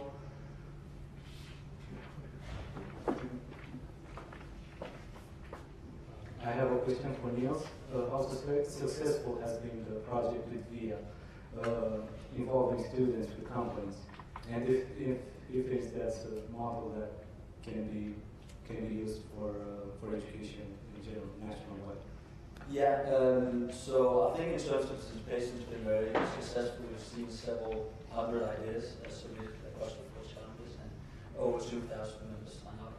What we're working on now is kind of how we in the future can maybe tie it into curriculum, so it becomes a more normal part of the way you go to university. So it's not just a platform that lists over here that you can participate in and win some prizes, but it's actually something that you'll be working on as part of your degree.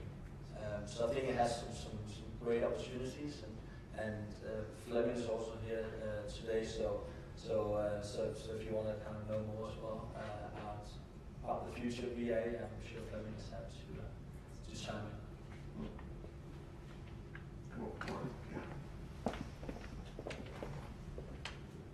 It's quite cool to crowdsource into Lego and be part of that. But I mean, borrowing companies like ShareBridge or whatever, is there a crowdsourcing group for every company?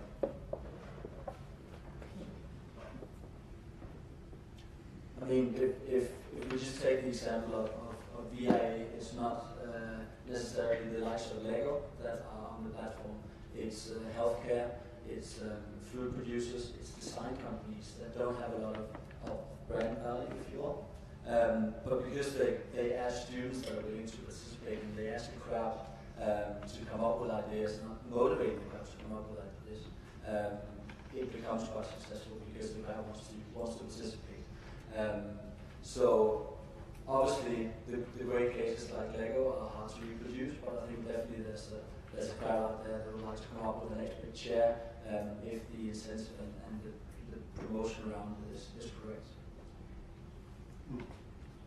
More questions?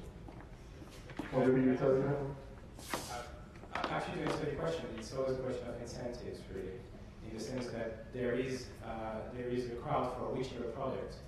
one of the questions is how much do you pay the crowd? So even if no one really likes your product at all, if you have the means, you go to an incentive and similar, in this case, as you pay, there will be a crowd. But of course, for smaller businesses, the question is that you might not have the means to get there, so you have to think really in terms of incentive. But I do believe, like as you said, that there is a crowd pretty much for everything, for chairs or whatever you might think about. The question is how to get in touch with them and how to give them the right incentives to make them contribute. Perfect. More questions? Yeah. Go straight.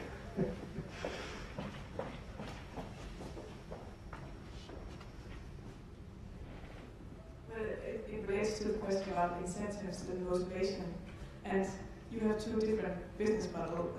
In your case, the students just apply their ideas because the fun of it, or they have an idea of this company. And Ideahunters, you have a kind of a competition with a prize. And I was wondering, what are your experiences about how much does this prize mean in terms of motivation and incentive? And maybe you can talk something about that, the difference between the two systems. Yeah, we have made some user tests, asking our users how much does they want, what kind of incentives does they want to participate, and we see that it's definitely relevant to have a price. We try to make adjustments to make the incentives right. That's why we also try to use discounts as an incentive. But we think that it is important, whether it's intrinsic or extrinsic motivation. There has to be some sort of these factors. And I think actually our systems in terms of incentives are very similar. For VA in the case, we do offer monetary rewards, we do offer gift cards. That's something that students really can relate to. If you can get a few thousand extras, it's really a great idea.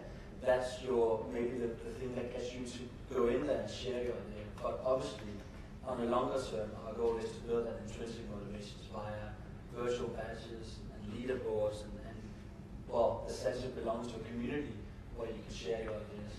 So the hope over time is obviously that we don't need to keep paying money every time we want the students to do something. And tying it into a curriculum could be a way of doing that. And you both mentioned that the student gets something on their exam or their curriculum visa that's easy when they contribute. Sorry, can you say that again? That if they contribute on your system, then they can make it a part of their application if they want a job or. Yes, so I think one part could be. Story about them contributing. Yeah, so I think one thing could be making it part of a LinkedIn profile or a resume, and another part could be tying the innovation project directly to your exams. So you are actually working on something that you can, on one side, win a prize for and contribute to a real life challenge, and on the other hand, get a good grading, kind of making the student life a bit more realistic. Hello, thank you very much for very interesting presentations. My question will be to both of the platforms. How do you promote your services among contributors and businesses? Do you do it actively? Do you do it by the word of mouth? Yeah, we try to make a marketing campaign for every project we get. We try to segment it to social media. We go into these kind of communities. If it's a marketing challenge, then we go into marketing communities. We try to engage them into the platform. Then we try to promote it at schools, and then we have our user database. We send newsletters every time we got a new project. So yes, we actively try to promote the challenges. And for our platform, I think we often work with the EYOC type of bring your own crowd type of projects. So for VA, I mean, we had access to all these students by email. That doesn't mean that we don't do promotions on the school, workshops, etc. Word of mouth. We do other standard promotional things as well. But having that first touch to the crowd that you can tap into rather than going out and building it from scratch is something that's kind of critical for the success of our platform. What about the B2B side, the businesses which are interested? How do you find them? Yeah, mostly it's cold calls for us or references. So if somebody's interested, then we try to share our network, try to engage with customers. And I mean, having worked with the likes of Lego and American Airlines and STC and big companies like that, obviously we have some tractions and going to conferences and presenting our case and showing some of the outcomes as well, because not all crowdsourcing agreements are successful, but we actually believe that we do have some pretty strong results for the likes of Lego that choose 8 to 10 products on our platform.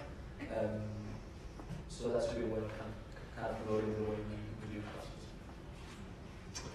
Okay, we need to wrap it up now. It's almost 5:30, so first a big hand of applause to the whole panel here. Thanks.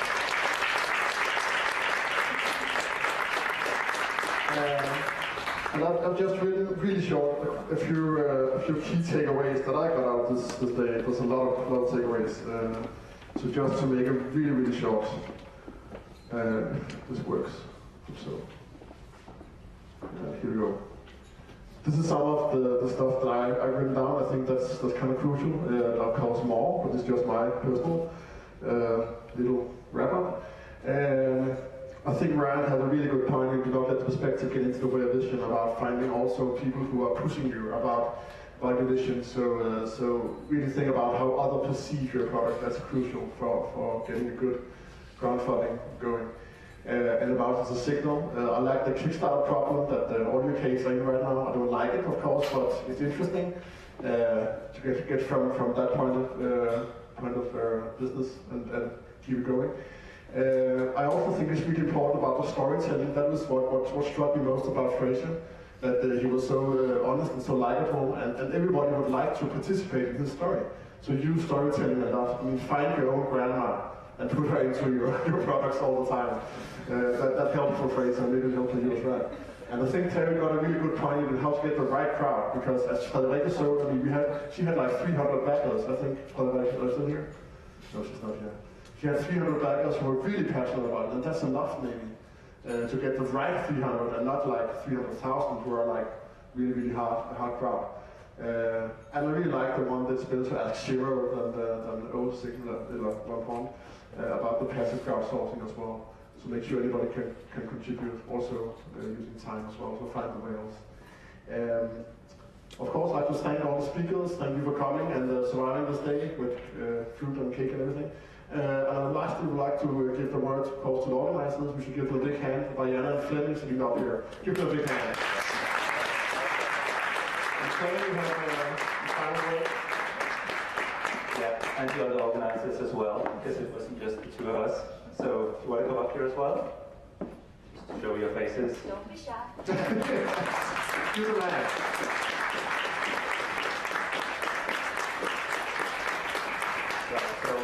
So basically just a big thank you to our speakers and our panelists for joining us today.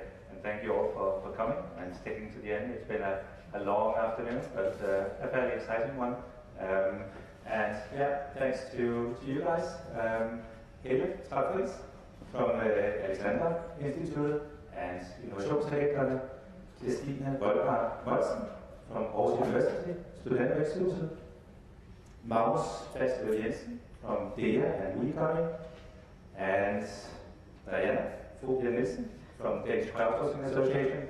And my name is Fleming, and I'm from VIA University College, and as Niels just told you, involved in the VIA Connect project. So we'll stick around, and there'll be a glass of cava now, so if you want to stick around for that. Or two, yeah, I think we've got plenty. So yeah, stick around if you can, and happy to talk to any of you. Thank you.